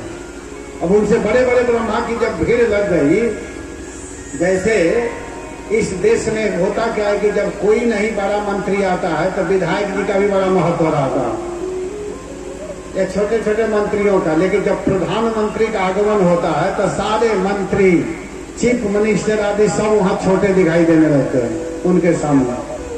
अब उनका कोई वहां वो नहीं रह जाता। कितने विधायक, कितने डीएम, कितने कौन कौन आकर के सफाई में लग जाते हैं। तो इसी तरह भगवान के सामने जब ब्रह्माओं की भीड़ लग गई तो जो 4 मुख वाले ब्रह्मा थे वो खरगोश जैसा छोटा दिखाई देने लगे, बिल्कुल छोटे थे। तो भगवान सभी ब्रह्मा से कहते हैं बताओ तुम लोग सही से पालन कर रहे हो ना, कोई दिक्कत नहीं ना है? तो सब लोग अपना अपना अर्जी लगवाते हैं, प्रभु यहाँ थोड़ा सा समस्या है, इसको आप देख लीजिए। तो अच्छा ठीक है, इसको ऐसे करना, इसको ऐसे करना, सबको वहां से हटाने लगे। और जब सभी लोगों का काम हो गया तब 4 मुख वाले ब्रह्मा से भगवान पूछे कि बताओ तुमको क्या समस्या है? तो 4 मुख वाले ब्रह्मा कहे प्रभु हमारा सारा समस्या दूर हो गया। मैं पहले समझ रहा था कि मैं ही ब्रह्मा हूं, लेकिन आज समझ में आ गया कि मेरा तो कोई स्थान ही नहीं है। और भगवान इसी को दिखाना चाह रहे थे। उसको कहते हैं भगवान। भगवान मतलब समझ लीजिए, भगवान कोई छोटे मोटे व्यक्ति का नाम नहीं है। जिन भगवान की भक्ति करने के लिए हम लोग बोलते हैं वो भगवान सुप्रीम हैं। उस भगवान में सभी देवता देवी समाहित हैं। जैसे अब तो नोट बंद हो गया इंडिया में 2000 का नोट, नहीं तो जिसके पास 2000 का नोट था उसमें 1000 भी है, 500 भी है, 200 भी है, 100, 50, 20, 10, 5, 2, 1 सब नोट उसमें समाहित है।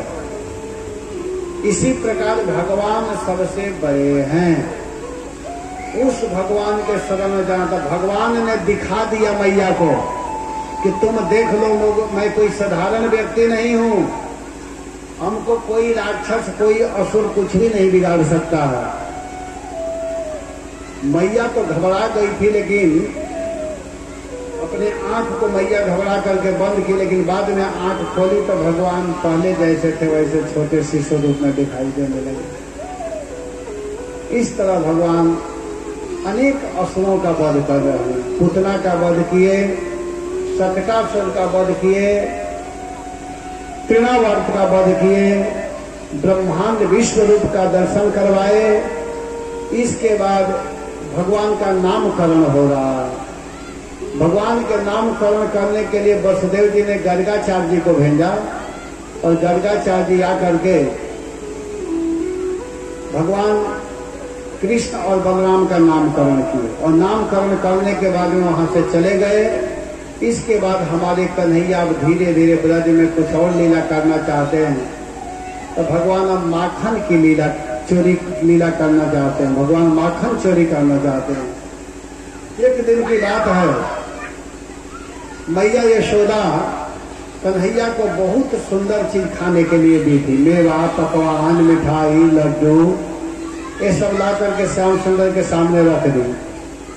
और जब रख दी तो भगवान उसको नहीं खा रहे हैं। भगवान करे कि मैयारी मोही माखन भावे, जो मेवा पकवान कहते तो मोही रुचि नहीं आवे।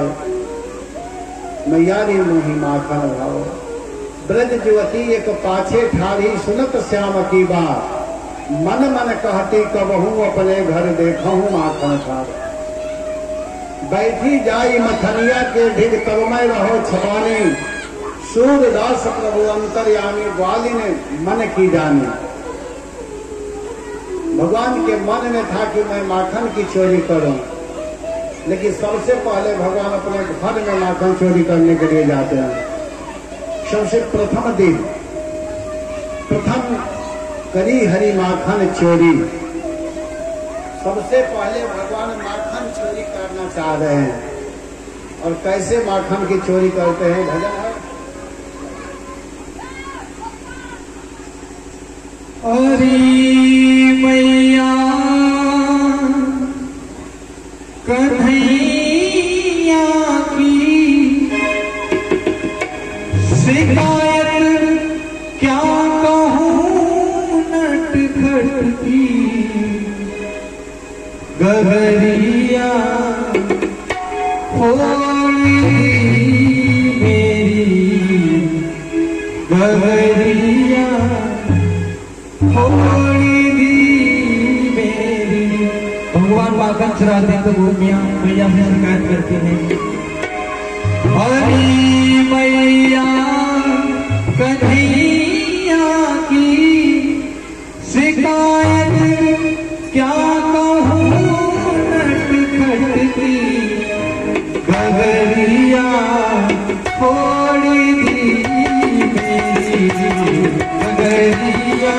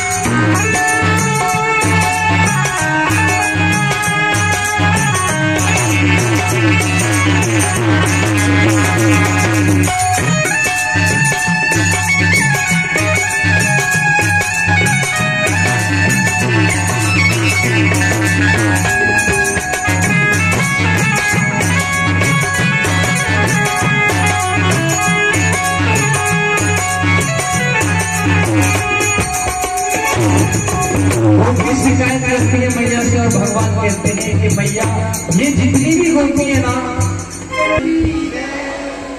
हरे कृष्ण। तो इस प्रकार भगवान ब्रज में माखन चोरी किए। भगवान गोपियों के घरों में जा जा करके चोरी करते थे, अपने घरों में चोरी करते थे। सच पूछिए तो भगवान को चोरी करने की कोई आवश्यकता नहीं है, लेकिन भगवान चोरी के बहाना से गोपियों को दर्शन देना चाहते थे। गोपी जन चाहती थी कि कृष्ण हमारे घर में आकर के चोरी करें,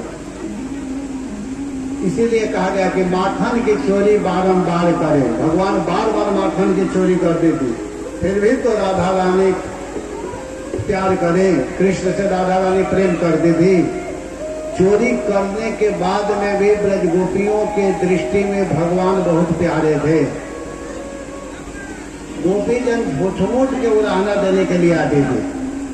शिकायत करना उन लोगों का मुख्य उद्देश्य नहीं था। कृष्ण को देखने के लिए, देखने के बहाना से किस तरह हम कृष्ण का दर्शन करें, कैसे कृष्ण को देखें, इसीलिए गोपी जन आकर के उलाहना देती थी। और मैया जसोदा को भी पता था कि गोपियां हमारे कन्हैया को देखने के लिए आ रही हैं। इसमें बहुत सुंदर सुंदर भाव है। मैया जसोदा को एक दिन लगा कि मेरा बेटा की चोरी करता है, मेरे घर का माखन मधुर नहीं है, तभी न चोरी कर रहा है। तो मैया स्वयं माखन बनाने के लिए जाती है, कन्हैया को सोए हुए अवस्था में छोड़कर। भगवान जब जगे तो माँ के हाथ को पकड़ लिए और उनके गोद में चढ़ करके स्तन पीने लगे। मैया उस समय कृष्ण को दूध पिला रही थी, बगल में दूध गर्म हो रहा था, वो दूध ऊपर की ओर आने लगा जलने के लिए। मैया कन्हैया को नीचे रह करके दूध बचाने के लिए गई, कृष्ण को गुस्सा आ गया और भगवान ऐसे क्रोध में हुए कि एक बढ़ा हुआ मटका में माखन था, उस मटका को ही फोड़ दिए। और जब फोड़े तो भगवान को पता चला कि मैं तो बहुत बड़ा गलती कर दिया हूँ। और डर के मारे भगवान भाग जाते हैं, दूसरे घरों में जाकर के उखल पर चढ़ करके माखन खोल करके ढक्कन हटा करके माखन खा रहे हैं और बंदरों को खिला रहे हैं। जब मैया उधर से आई और देखी कि माखन फैला हुआ है, दौड़ते हुए दूसरे घरों में गई तो देख रही कि बेटा मेरा दूसरे माखनों को खा रहा है, बंदरों को खिला रहा है। तो मैया जसोदा कृष्ण को मारने के लिए हाथ में डंडा लेकर के दौड़ती हैं। कृष्ण भागना चालू किए। भागते भागते भगवान गोकुल के गलियों में भाग रहे हैं, मैया पीछे पीछे दौड़ रही है। अंत में भगवान पकड़ में आते हैं। मैया के हाथ में छड़ी दे करके भगवान इतने जोर से रोने लगे कि क्या कहा जाए। रुदंतम मोहन नेत्र युग्मम मृजंतम कराम हो जय युग्मे न सातम का नेत्रम मोहोश्वास कंपत्र रेखांग कंठ स्थित ग्रही व दामोदरम भक्तिवर्धन। भगवान ऐसे रो रहे हैं। भगवान के रुदन को देकर के मैया घबरा गई, हाथ से छड़ी फेंक देती है। लेकिन सोची कि मेरा बेटा इतना घबराया हुआ है, इस अवस्था में इसको छोड़ करके नहीं जाना चाहिए। कन्हैया को रस्सी लेकर के उखल में बांधने के लिए चलती है, लेकिन रस्सी 2 अंगुल कम पड़ जाता है। भगवान मैया को यह दिखाना चाहते हैं कि तुम हमको रस्सी में नहीं बांध सकती हो। और मैया हट कर ली कि मैं बिना बांधे मानूंगी नहीं। भक्त और भगवान में थोड़ा सा नोक झोंक हो रहा है। जसोदा बांधे चलली कृष्ण के वो खरिया में, माया के रसरिया में। जसोदा दौड़ दौड़ कर लाई, रसिया घाटी घाटी जाई। रसिया आटत नहीं थे मुट्ठी भर कमरिया में, माया के रसरिया में। लेकिन अंत में जसोदा जी ने हट कर ली कि बिना बांधे मैं मान नहीं सकती हूँ। एक भक्त हुए बिंदु जी, उन्होंने लिखा है कि प्रबल प्रेम के पाले पढ़कर हरि को नियम बदलता देखा। अपना मान टले टल जाए पर भक्तों का मान न टलते देखा। जहाँ भक्त और भगवान में लड़ाई हो जाती है, हठ हो जाता है, तो भगवान को झुकना पड़ता है। प्रेमियों ने जो बनाया बन गए, प्रेम के बंधन में मोहन बंध गए। स्वमातुः श्रीनगात्रायाः विस्त्रस्ता कबरस्त्रज दृष्ट्वा परिश्रमं कृष्णः कृपया सिद्ध स्वबंधने। माँ के परिश्रम को भगवान ने देखा। स्वमातुः, अपने माँ के मुख पर भगवान ने पसीना देखा। देखा कि हमारी माँ मुझको बांधने के लिए कितना मेहनत कर रही है, दौड़ दौड़ करके रस्सी ला रही है। मेरी माँ के मुख पर पसीने आ गए हैं। तो भगवान परिश्रम को देखते हैं, दृष्टवा, देख करके। क्या परिश्रमम? अगर कोई भक्त भगवान के भक्ति के लिए मेहनत करता है, परिश्रम करता है, दोपहर में जा करके कलेक्शन करके पैसा मांगता है कि भागवत कथा करानी है, आप लोग पैसा दो। घर घर जाते हैं, कोई 100 रुपया देते हैं, कोई 50 रुपया देते हैं, कोई ये भी कह देते कि अरे आप लोगों का क्या ये सब नियम बन गया है, जब देखो तो भागवत। फिर भी इन बातों पर ध्यान न दे करके मांगते हैं कि चलो आप लोग दो, आप लोगों के पैसा से ही तो भागवत कथा होती है। थोड़ा थोड़ा मांग मांग करके इस तरह का आयोजन करवाना, इस परिश्रम को भगवान देखते हैं। भक्तों के मेहनत को भगवान देखते हैं। भक्तों के उद्योग को भगवान देखते हैं। इसीलिए मेहनत करना चाहिए। अगर कथा कराने में थोड़ा मेहनत भी पड़े तो घबराना नहीं चाहिए कि अरे बड़ा बकवास सीधे थक जा रहे हैं। नहीं, अपने परिवार के लिए, अपने बच्चों के लिए हम कितने मेहनत करते हैं। 8-8 घंटा, 10-10 घंटा, 12-12 घंटा ड्यूटी करते हैं कि नहीं? आप लोगों को तो अनुभव है। सभी लोग मेहनत करते हैं। रेलवे वाले आप लोग हैं, बताइए, तो रोज मेहनत करते हैं, है कि नहीं? 8 घंटा ड्यूटी करते हैं। वहां भी बात सुनना पड़ता है। मत समझिए कि आप नौकरी कर रहे हैं, सरकारी नौकरी, तो आपके ऊपर जो बॉस होंगे, जो सीनियर होंगे, वो डांटते होंगे, कहते हुए तो कैसे लेट आ गया, आपको छुट्टी नहीं मिलेगी, आप नहीं जा सकते हो। तो क्या आप नाराज होकर के कह देते हैं कि अब हम कल से नौकरी करने नहीं आएंगे, आप ऐसे क्यों डांट रहे हो? क्या कोई इसमें मना करता है कि अब हम कल से नहीं आएंगे ड्यूटी? सहते हैं। क्यों सहते हैं? इसलिए सहते हैं कि अगर हम नाराज होकर के नौकरी छोड़ देंगे, रिजाइन दे देंगे, तो हमारे परिवार का पालन पोषण कैसे होगा? तो अपने बच्चों के लिए, अपने पत्नी के लिए, अपने रिश्तेदारों के लिए, संतान के लिए आप उस बोझ के बात को सहते हैं। और इस सहन से क्या मिलेगा? इस सांसारिक सुख केवल मिल सकता है, लेकिन अध्यात्म सुख के लिए हम भागवत कथा कराने के लिए अगर किसी के पास गए पैसा मांगने के लिए, अगर कोई कुछ बोल ही दिया तो क्या हो गया? उसके बाद तो सह लेना चाहिए। अगर वो 2 गाली भी दे दिया तो कोई बात नहीं, सह लीजिए, क्योंकि हम प्रभु के सेवा के लिए निकले हैं, हम गोविंद के सेवा के लिए निकले हैं। और इस सहन से जानते हैं क्या होगा? इस कटु वचन से क्या होगा कि भगवान देखेंगे कि हमारे कार्य के लिए अमुक व्यक्ति ने उस व्यक्ति का गाली सहा, उसके बातों को सहा, उसके अपमान को सहा, तो भगवान फिर रीझ जाते हैं। भगवान रीझे ना,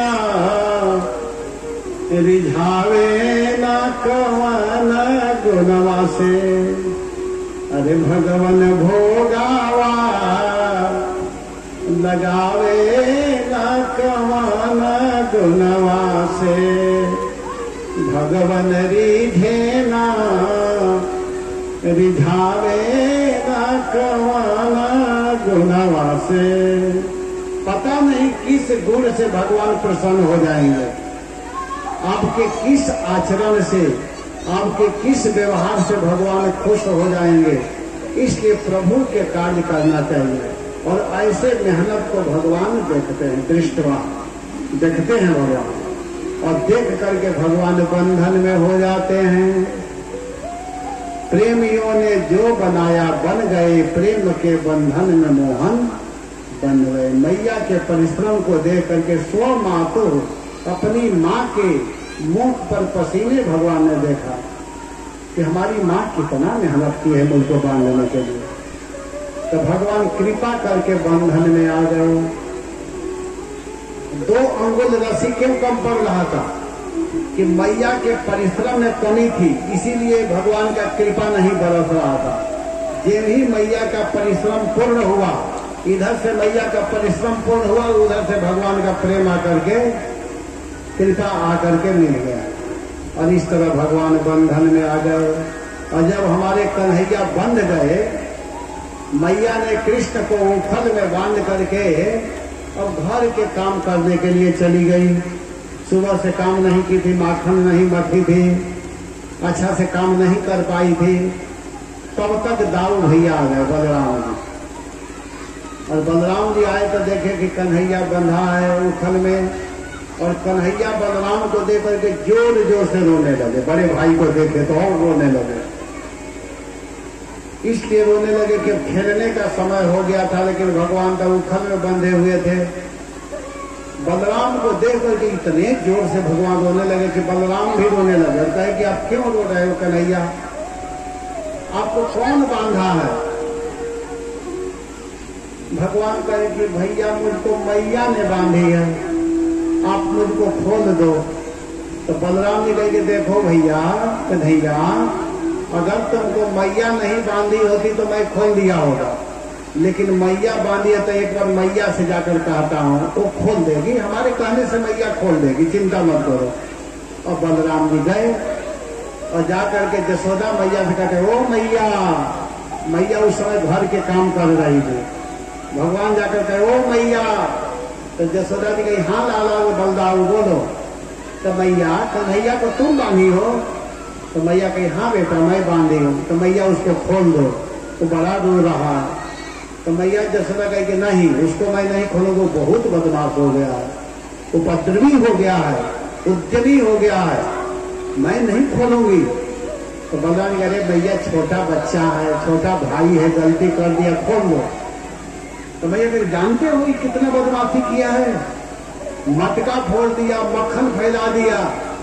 तो बलराम जी कहते हैं कि काहे को जसोदा मैया बांधो है ही ओ कन्हैया, मोहना हमारो भैया कति न दिखाए गए। अरे भैया मेरा मोहन भैया कितना माखन खाया है, मैं लाकर के तुमको मटका, मैं लाकर के तुमको माखन दे दूंगा।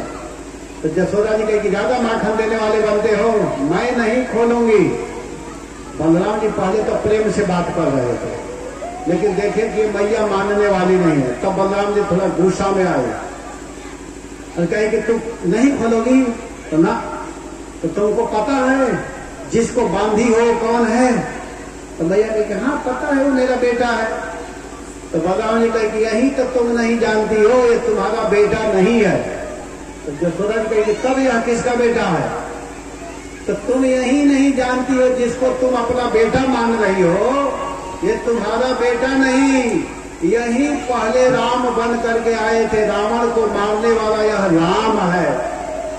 तो सोचा जी कही अच्छा, और इतना ही नहीं, हिरण्यकश्यप को मारने वाला यह नरसिंह देव है, यह हिरणाक्ष को मारने वाला यह वराह देव है, तुमको नहीं पता है? यही बामन बन करके आया था, बलि के घमंड को दूर करने वाला है। तो जसोदा जी कही अच्छा, यही हिरण्यकश्यप को मारने वाला नरसिंह देव, हिरणाक्ष को मारने वाला वराह देव, रावण को मारने वाला राम, तो तुम कौन हो बेटा? तुम अपना भी परिचय दे दो। तो बलराम जी कहते कि मेरे विषय में जानना चाहती हो? मैं ही संकर्षण हूँ, मैं ही अनंत हूँ, मैं ही लक्ष्मण हूँ, मैं ही इस पृथ्वी को धारण किया हूँ, अगर चाहूं तो एक फूंक में प्रलय कर दूंगा। तो जसोदा जी हाथ में एक डंडा ली, डंडा, और ले करके मारने के लिए दौड़ी। का सारा अवतार केवल मेरे घर में हो रहा है और किसी का घर बाकी नहीं है। और जब ही दौड़ी मारने के लिए बलराम जी भागे बहुत तेजी से, वहां से इतने तेजी से भागे कि कहीं मैया का डंडा मेरे पीठ पर न लगा, और भागते हुए कृष्ण के पास गए। और कृष्ण के पास जाकर के बलराम और कृष्ण दोनों रोने लगे। बलराम जी कहे कि तुम्हारे चक्कर में पड़ करके आज मैं पीटने से बचा, तुम चोरी करने से मानोगे नहीं, और मैं सोचा कि मैया से जाकर के खुलवाऊं, तो उल्टे खोली भी नहीं और मुझको मारने के लिए दौड़ गए। मैं थोड़ा सा सोचा कि मैं अपने स्वरूप का वर्णन कर दूं कि हाँ मैं तुम कौन है, लेकिन मैया डंडा उठाई तो भागना पड़ा और दोनों भाई रो रहे हैं। तब कृष्ण कहते हैं कि भैया आप हमारे लिए इतना मेहनत किए हो, इसके लिए मैं आपको धन्यवाद और प्रणाम दोनों करता हूँ। कन्हैया बोले, लेकिन कहे कि चिंता मत करो, मैं मुक्त अवस्था में तो लोगों को मुक्त करता ही हूँ, आज बंधन अवस्था में मुक्त करूंगा देखो। और भगवान उखल में बंधे बंधे भगवान उखल को घसीटने लगे और घसीटते घसीटते गए। घर में 2 वृक्ष था यमनार्जुन का, और उन दोनों वृक्ष के मध्य में प्रवेश किए और उखल को थोड़ा तेजी से खींचे। तब तक वो दोनों वृक्ष धड़ाम से नीचे गिरा और उसमें से दो सुंदर पुरुष निकले और भगवान के चरणों में स्तुति करने लगे। वाणी गुणान कथने श्रवण कथाया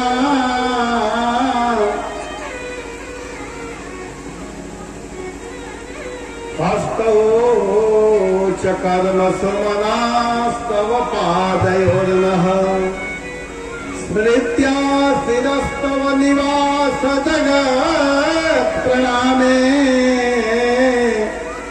दृष्टि सतां दर्शनेस्तु भवतनुना। वे लोग भगवान के चरणों में प्रणाम करते हुए कहते हैं कि हमारी वाणी गुणानुकथने श्रवणौ कथायाम, इस वाणी की सार्थकता है कि आपके गुण का वर्णन करे। हरे कृष्णा कृष्णा कृष्णा हरे हरे, हरे राम राम राम हरे। और कान की सार्थकता है कि कृष्ण की कथा सुनी जाए, और नेत्र की सार्थकता है कि साधुओं का दर्शन किया जाए, वैष्णवों के दर्शन किया जाए। और इतना कह करके भगवान को परिक्रमा करके वे आकाश मार्ग से स्वर्ग के लिए प्रस्थान कर गए। महाराज परीक्षित पूछे कि ये दोनों कौन थे जो वृक्ष बने हुए थे, और दोनों इतना सुंदर रूप धारण कर लिए। तब सुखदेव जी कहते कि ये दोनों कुबेर के बेटा थे, कुबेर जी के धन के लड़के थे, धनराज धनाध्यक्ष। लेकिन वे दोनों एक बार गंगा जी में नग्न अवस्था में अप्सराओं के साथ में स्नान कर रहे थे, और उसी समय नारद जी का आगमन हुआ। नारद जी को देख करके स्त्रियां तो कपड़ा पहन ली, लेकिन ये दोनों बच्चे कपड़ा नहीं पहने। नारद जी श्राप दे दिए कि जाओ तुम दोनों वृक्ष जोनि को प्राप्त हो जाओ। वो दोनों जब रोने लगे तब नारद जी ने कहा कि कृष्ण आएंगे और कृष्ण के स्पर्श होते ही तुम दोनों का उद्धार हो जाएगा। तो इस प्रकार नल कुबर और मणिग्रीव दोनों जो कुबेर के पुत्र बने हुए थे, वही दोनों यमनार्जुन बनकर के नंद भवन में आए हुए थे और उन दोनों का उद्धार हुआ। तो ये सब बहुत सुंदर सुंदर प्रसंग है, कथा है, लेकिन अब समय केवल मेरे पास 10 मिनट है, और 10 मिनट में मुझे अभी बहुत कथा कहनी है। अभी इतनी कथा है कि मैं कई एक सप्ताह किया हूँ। मायापुर में गोचारण लीला पर 7 दिन किया हूँ, फिर कालीय प्रसंग है, दवानल पान है, ब्राह्मण पत्नियों के ऊपर कृपा है, फिर चीर हरण का प्रसंग है, इसके बाद गोवर्धन पूजा है। अगर एक एक प्रसंग को लूं तो 7 सप्ताह है, 7 सप्ताह समझिए। और यहाँ हमारे पास 7 मिनट का समय है, तो मैं इसको कैसे पूरा करूं?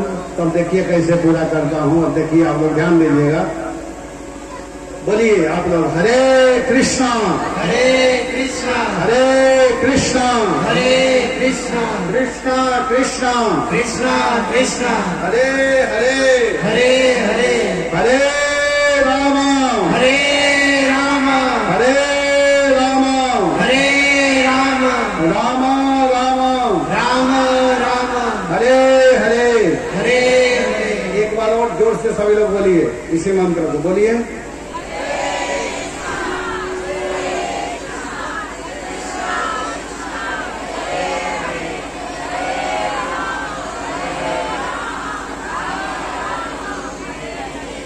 हरे कृष्ण। इसके बाद एक दिन की बात है, भगवान कृष्ण अपने घर में थे, तब तक एक फल बेचने वाली स्त्री फल लेकर के गई और कहते फल ले लो, फल ले लो, फल लेने वाला कोई है? इधर जब अमलार्जुन का उद्धार भगवान कर दिए, उसके बाद में नंद बाबा करके भगवान को उखल बंधन से मुक्त कर दिए थे। इसके बाद में एक दिन फल बेचने वाली आई, उसके ऊपर भगवान ने कृपा किया। फल लेने के लिए अपने घर से अनाज लेकर के भगवान गए, लेकिन रास्ते में सारा अन्न गिर गया, एक दो दाना बचा होगा। और भगवान जाकर के फल बेचने वाली से कहे कि आप मुझे फल दे दो। ऐसे भगवान अपने हाथ को किए, फल बेचने वाली उनके हाथों में फल देने लगी। जब फल लेकर के भगवान वहां से गए, जब उसकी दृष्टि अपने टोकरी के ऊपर पड़ी तो देख रही कि उसमें रत्न भरा हुआ है। ये भगवान को देने से उसको रत्न मिला। भगवान को देने में वो पीछे नहीं हटी, इसीलिए भगवान उसको सोना चांदी रत्न से उसके बर्तन को भर दिए, अनाज भी दिए। एक बार की बात है, यमुना किनारे भगवान खेल रहे थे, उस समय एक बगुले के रूप में असुर आया था जिसका नाम था बक्कासुर। वो देखते देखते भगवान को अपने भीतर ले लिया, लेकिन भगवान उसके भीतर जाकर के इतने गर्म हुए कि जलने लगा उसका गला, और तुरंत भगवान को बाहर कर दिया।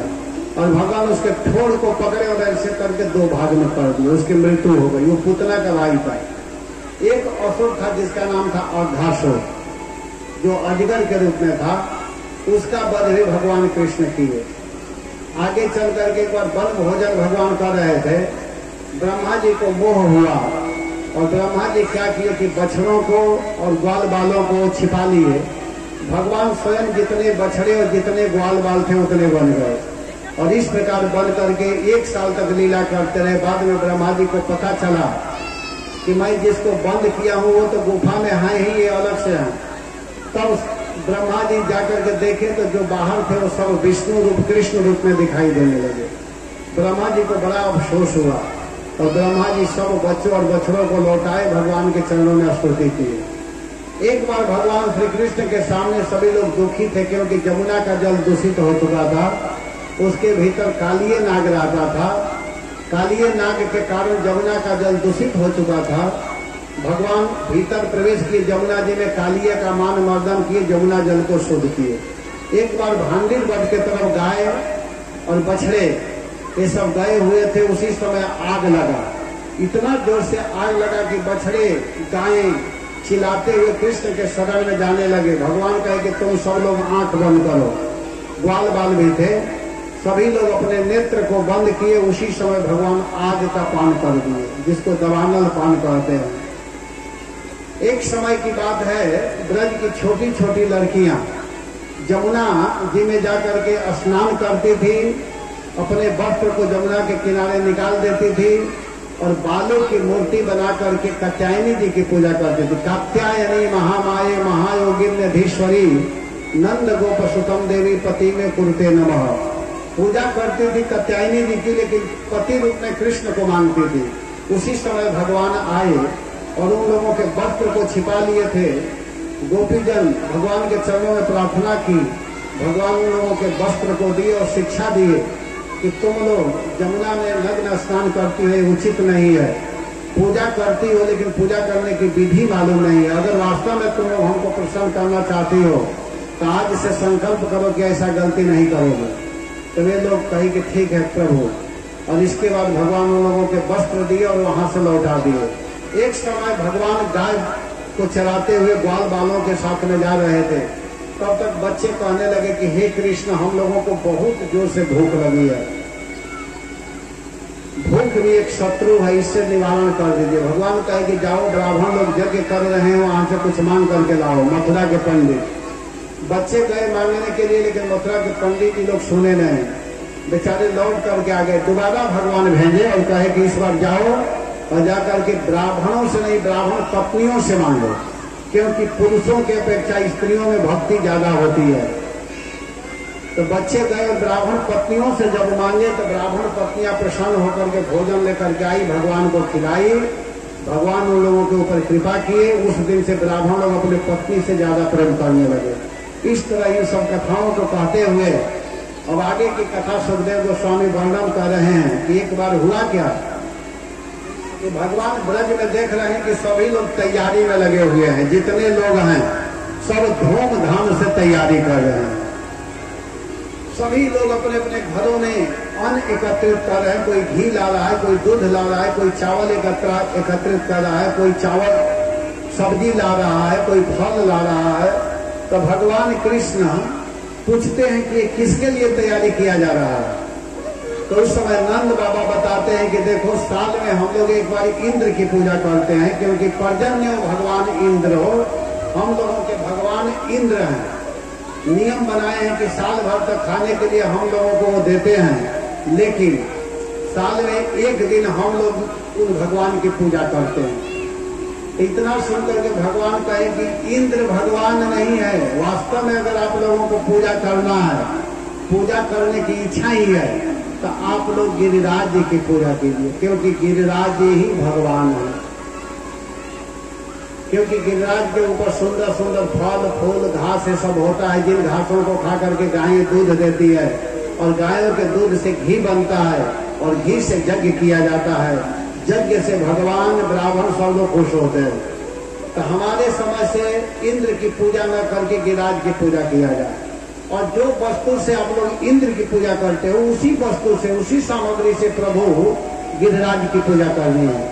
तो भगवान के कहने पर नंद बाबा अभी तैयार हो गए, और उस साल धूमधाम से सभी लोग अपने घर में पुआ पकौड़ी मिठाई कचौड़ी ये सब बना करके गिरिराज पूजा करने के लिए लाए, और भगवान सबके सामने गिरिराज जी की विधिवत पूजा करवा रहे हैं। उधर इंद्र तैयारी में है कि हमारी पूजा होगी, लेकिन इंद्र की पूजा जब नहीं हुई, नारद जी के द्वारा पता चला कि तुम्हारी पूजा अभी नहीं और कभी नहीं होगी। इतना सुनकर के इंद्र को इतना गुस्सा आया, इतना क्रोध आया कि इंद्र बारिश इतने जोर से किया कि मूसलाधार बारिश, जैसे हाथी का सुर होता है वैसे मूसलाधार बारिश होने लगा, और उस बारिश से सारे ब्रजवासी परेशान हो गए, और सभी लोग भागते हुए श्री कृष्ण के शरण में गए। और जब भगवान के शरण में गए तो भगवान कहे कि आप लोग घबराओ मत, हम लोग गिरिराज जी के शरण में चलते हैं, चलो गिरिराज जी के पास, गिरिराज जी ही रक्षा करेंगे। और सभी लोगों को लेकर के भगवान आए, और आकर के जैसे बच्चे बरसाती छत्ते को निकाल लेता है, वैसे ही देवे बरसति यज्ञ विप्लव रुषा वज्रास्म पार्षा निलयी सेदात पाल पशु प्रियात्म शरणम दृष्टानुकंप्युत्स्मयम् उत्पाद्यैक करेण शैलम बलो लीलोच्छिलीन्द्रम यथा बिभ्राद गोष्ठमथा महेन्द्र मदभेद प्रियानैन्द्रो गवा। ऐसा बारिश कर रहा था, ओला बरस रहा था, ओला।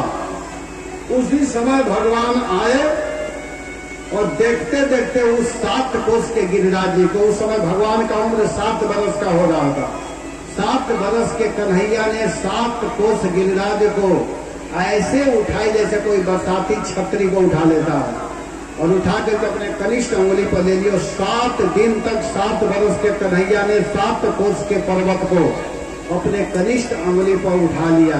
इंद्र का सारा घमंड चूर हो गया, और इंद्र आकर के भगवान के चरणों में स्तुति किया और प्रार्थना किया।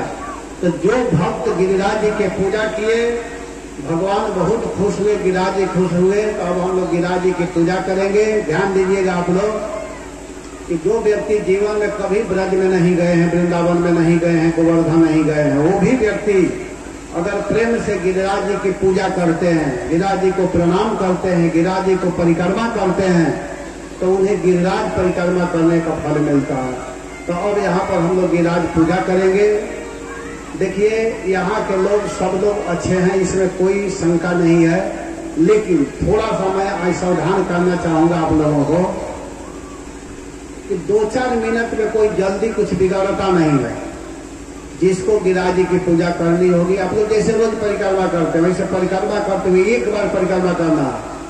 और यहाँ से प्रसाद लेते हुए जाइएगा, आपको 7 कोस गिरिराज करने का परिक्रमा फल मिल जाएगा। क्योंकि हम लोगों को पता है कि पूजा की विधि क्या है। धाका धुकी करने से नहीं, प्रेम से आप लोग आइएगा। मैं देखता हूँ कि 10-15 मिनट में सारी भीड़ शांत हो जाती है। शुरू में लगता है कि बहुत जल्दी हम करें, लेकिन कुछ देर के बाद सारा पंडाल खाली हो जाता है। तो 10 मिनट में कुछ नहीं बिगड़ेगा। अब यहाँ भजन गाया जाएगा और भजन गाते हुए हम लोग गिरिराज जी की पूजा करेंगे। गिरिराज जी की पूजा करने की विधि है। अब यहाँ कमेटी का जो भी नियम हो, लेकिन हम अपने भजन के माध्यम से गिरिराज जी का पूजा करा देंगे। और पूजा करने के बाद में जैसे आप लोग प्रतिदिन परिक्रमा करते हैं वैसे परिक्रमा करना है। यहाँ बहुत सुंदर प्रसाद आया है। ये प्रसाद भी आप लोगों को व्यवस्थित ढंग से बांटा जाएगा। कमेटी के मेंबर लोग बहुत अच्छे तरह से सेवा कर रहे हैं। भगवान इन लोगों को इसी तरह से बुद्धि दे और इसी तरह वितरण करते रहें, तो आप लोगों को प्रसाद मिलेगा। जो कोई व्यक्ति गिरिराज जी के प्रसाद को खाता है, अपने परिवार को खिलाता है, तो भगवान गिरिराज निश्चित रूप से कृपा करते हैं। जो गिरिराज जी को परिक्रमा करता है, गिरिराज जी ही एक ऐसे भगवान है कि व्यक्ति के इच्छाओं को तुरंत पूरा करते हैं। हजारों लोग, लाखों लोग गिरिराज जी में जाकर के परिक्रमा करते हैं। और भगवान की कृपा से हम लोग तो बहुत बार किए हैं। और एक बार मुझे सौभाग्य मिला था दंडवती परिक्रमा करने का। मैं लेट करके भी गिरिराज जी का परिक्रमा एक बार किया हूँ। तो ये बहुत आनंद आता है, बड़ा सुख मिलता है। तो वही गिरिराज जी की पूजा यहाँ की जा रही है। तो आप लोग धैर्य के साथ, विश्वास के साथ, प्रेम के साथ इस गिरिराज पूजा में भाग लीजिए। अब हम लोग भजन गाएंगे। भजन के माध्यम से आप लोग आनंद लीजिए। जब आप लोग को खड़े होने के लिए कहा जाए तब खड़ा होइएगा। और पूजा करने की विधि यही है, एक बार फिर से सुन लीजिए कि परिक्रमा करते हुए ऐसे आना है। जिसको प्रणाम करना है, भागवत भगवान को प्रणाम करने मतलब आपका गिरिराज का पूजा हो रहा है, ये ध्यान देना है। हरे कृष्ण।